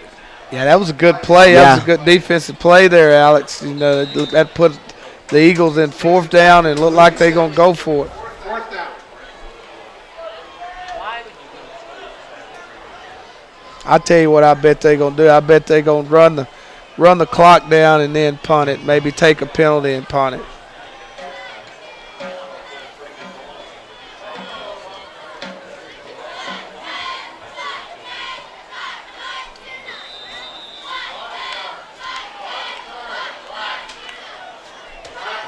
Academy calls timeout.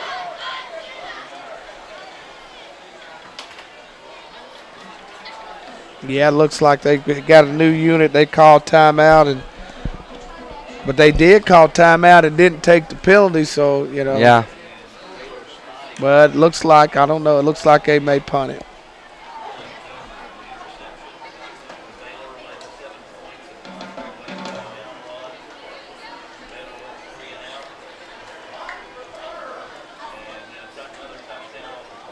Yeah, as you think back over this game, and I hear some the TV announcers and some other media, you know, points on turnovers, man. We gave up some points on the offensive side of the ball, which hurt us tremendously tonight. And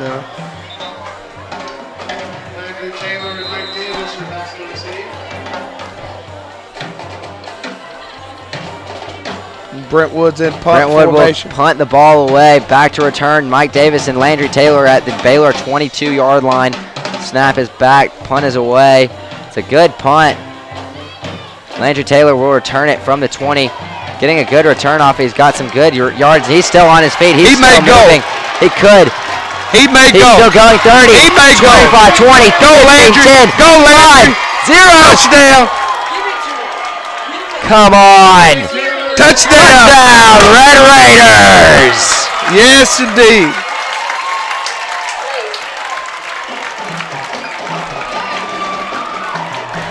Yep. You know, Alex, there's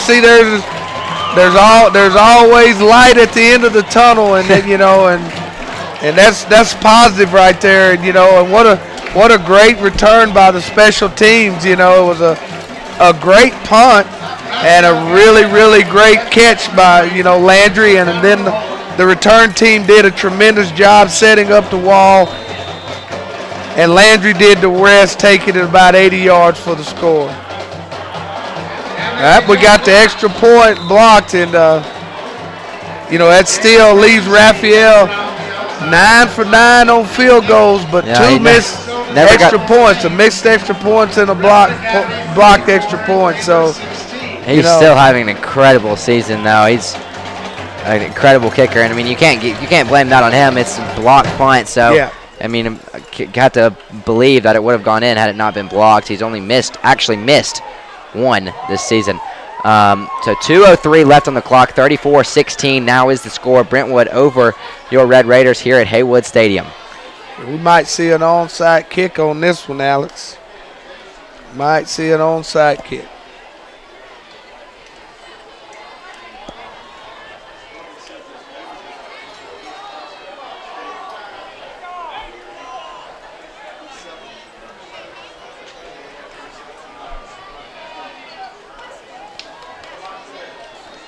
Gaglianone comes out on the field. Yep, it seems like this kickoff team's got some energy left in them, so I think you might be right. Insworth is in onside. Recover.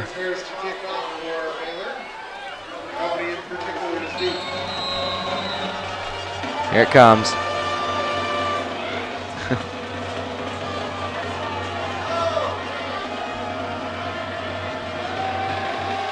He will not. Raphael will kick it off deep, and that will go back into the, it'll be a touchback for the Brentwood Eagles. They will set up 20-yard line to most likely finish out this game. Yep, you're right. You're absolutely right. And they'll probably be content with just running the football and running the clock out and, you know, and just going back to Nashville. You know, that drive back, you know, to Nashville is going to be a whole lot quicker, you know, when you win. And, you know, and very true.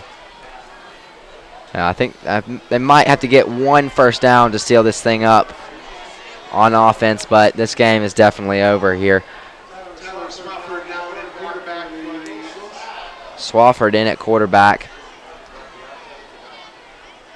Takes the snap, fakes the handoff over the left side, takes it for himself up the right side, and falls forward for a gain of about 1. Yep, they just content to run this thing out, and you know, Baylor's still in there playing hard, and you know, we're getting a lot of young people, it looked like, into the game, and they're playing really well, and you know, this experience is invaluable to you as you continue to develop young players.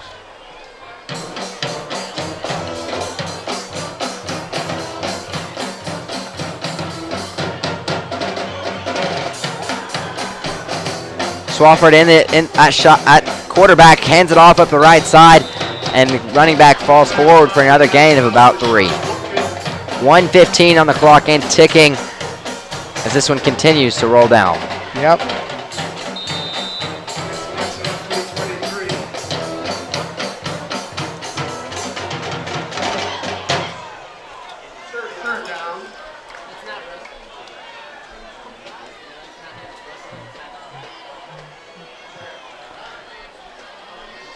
Brentwood takes the snap, and Swafford takes it as for a keeper up the right side and goes forward for about another 3 yards, but will still be short of the first down. And Baylor calls timeout, Alex. They're going to stop the clock at 47 seconds, and the punt unit will have to come out for Brentwood, so Baylor will get one last shot at the end zone. Boy, our guys are still, you know, we're still trying to work on things, and you know, and that never quit attitude that our team has is good here, and you know, maybe we can get another punt return. Well, we'll get a chance. Landry Taylor and Mike Davis back to return this one at our own 40-yard line. It'd be easier this time. It was an 80-yard return for Landry Taylor last time. It'll only be 60 this time. So we'll have to see what he can do here. That'd be nice.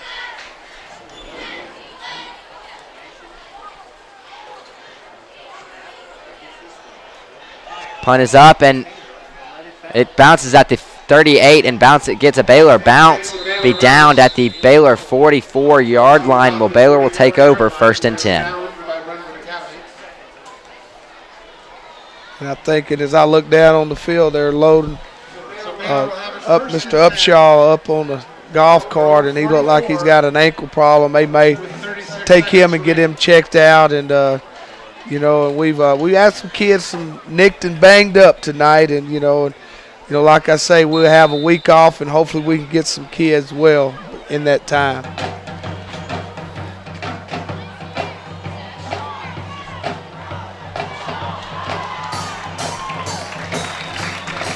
Carry goes to Sean Wampler up the right side and goes forward for about a 15-yard gain. Finally brought down at the Brentwood 40-yard line.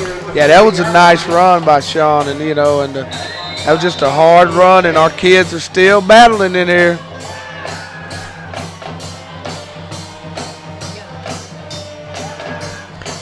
Another carry goes off for number 41, Jake Ryan, right up the middle. Goes forward for a gain of about 3, and that will most likely end this game. Yep, that'll do it That'll do it here tonight, folks. Your Red Raiders take their 3rd loss of the season to the Brentwood Eagles. 34-16 is the final score here tonight. We're going to take a quick commercial break, but when we return, it will be the Crust Pizza post-game show. Hey, sports fans. Are you buying or refinancing a home? Then look no further than the professionals at Franklin American Mortgage. You always get a winning game plan and customer service that's second to none when you work with Franklin American Mortgage or one of their valued industry partners. Contact us today at 1-800-295-1020. Let our service guide you home. Franklin American Mortgage is an equal housing lender. Tonight's game is brought to you by Lawson Electric Company. Since its establishment in 1925, Lawson Electric Company has grown to become Tennessee's largest full-service electrical contracting company with more than 80 years of successful service. Lawson Electric manifests its commitment to quality through its more than 375 employees. Lawson's significant investments in state-of-the-art equipment and human resources allow Lawson to serve its customers with the tools and manpower required when special needs arise. For more information, call Ryan Crimmins, Baylor Class of 78 at 423-267-5471 or visit us on the web at www.lawsonelectric.com. Tonight's broadcast is brought to you by Jane's Fine Jewelry and Gifts. Since 1986, Jane has been helping Chattanoogans choose from her exciting collection of fine jewelry and unique gifts. Jane also offers custom design, special orders, repair services, and in-house accounts. Visit Jane's at 735 Broad Street in the James Building. Open Monday through Friday from 9:30 to 3:30 or by appointment. On the web at janesfinejewelry.com. Jane's, small shop, big selection.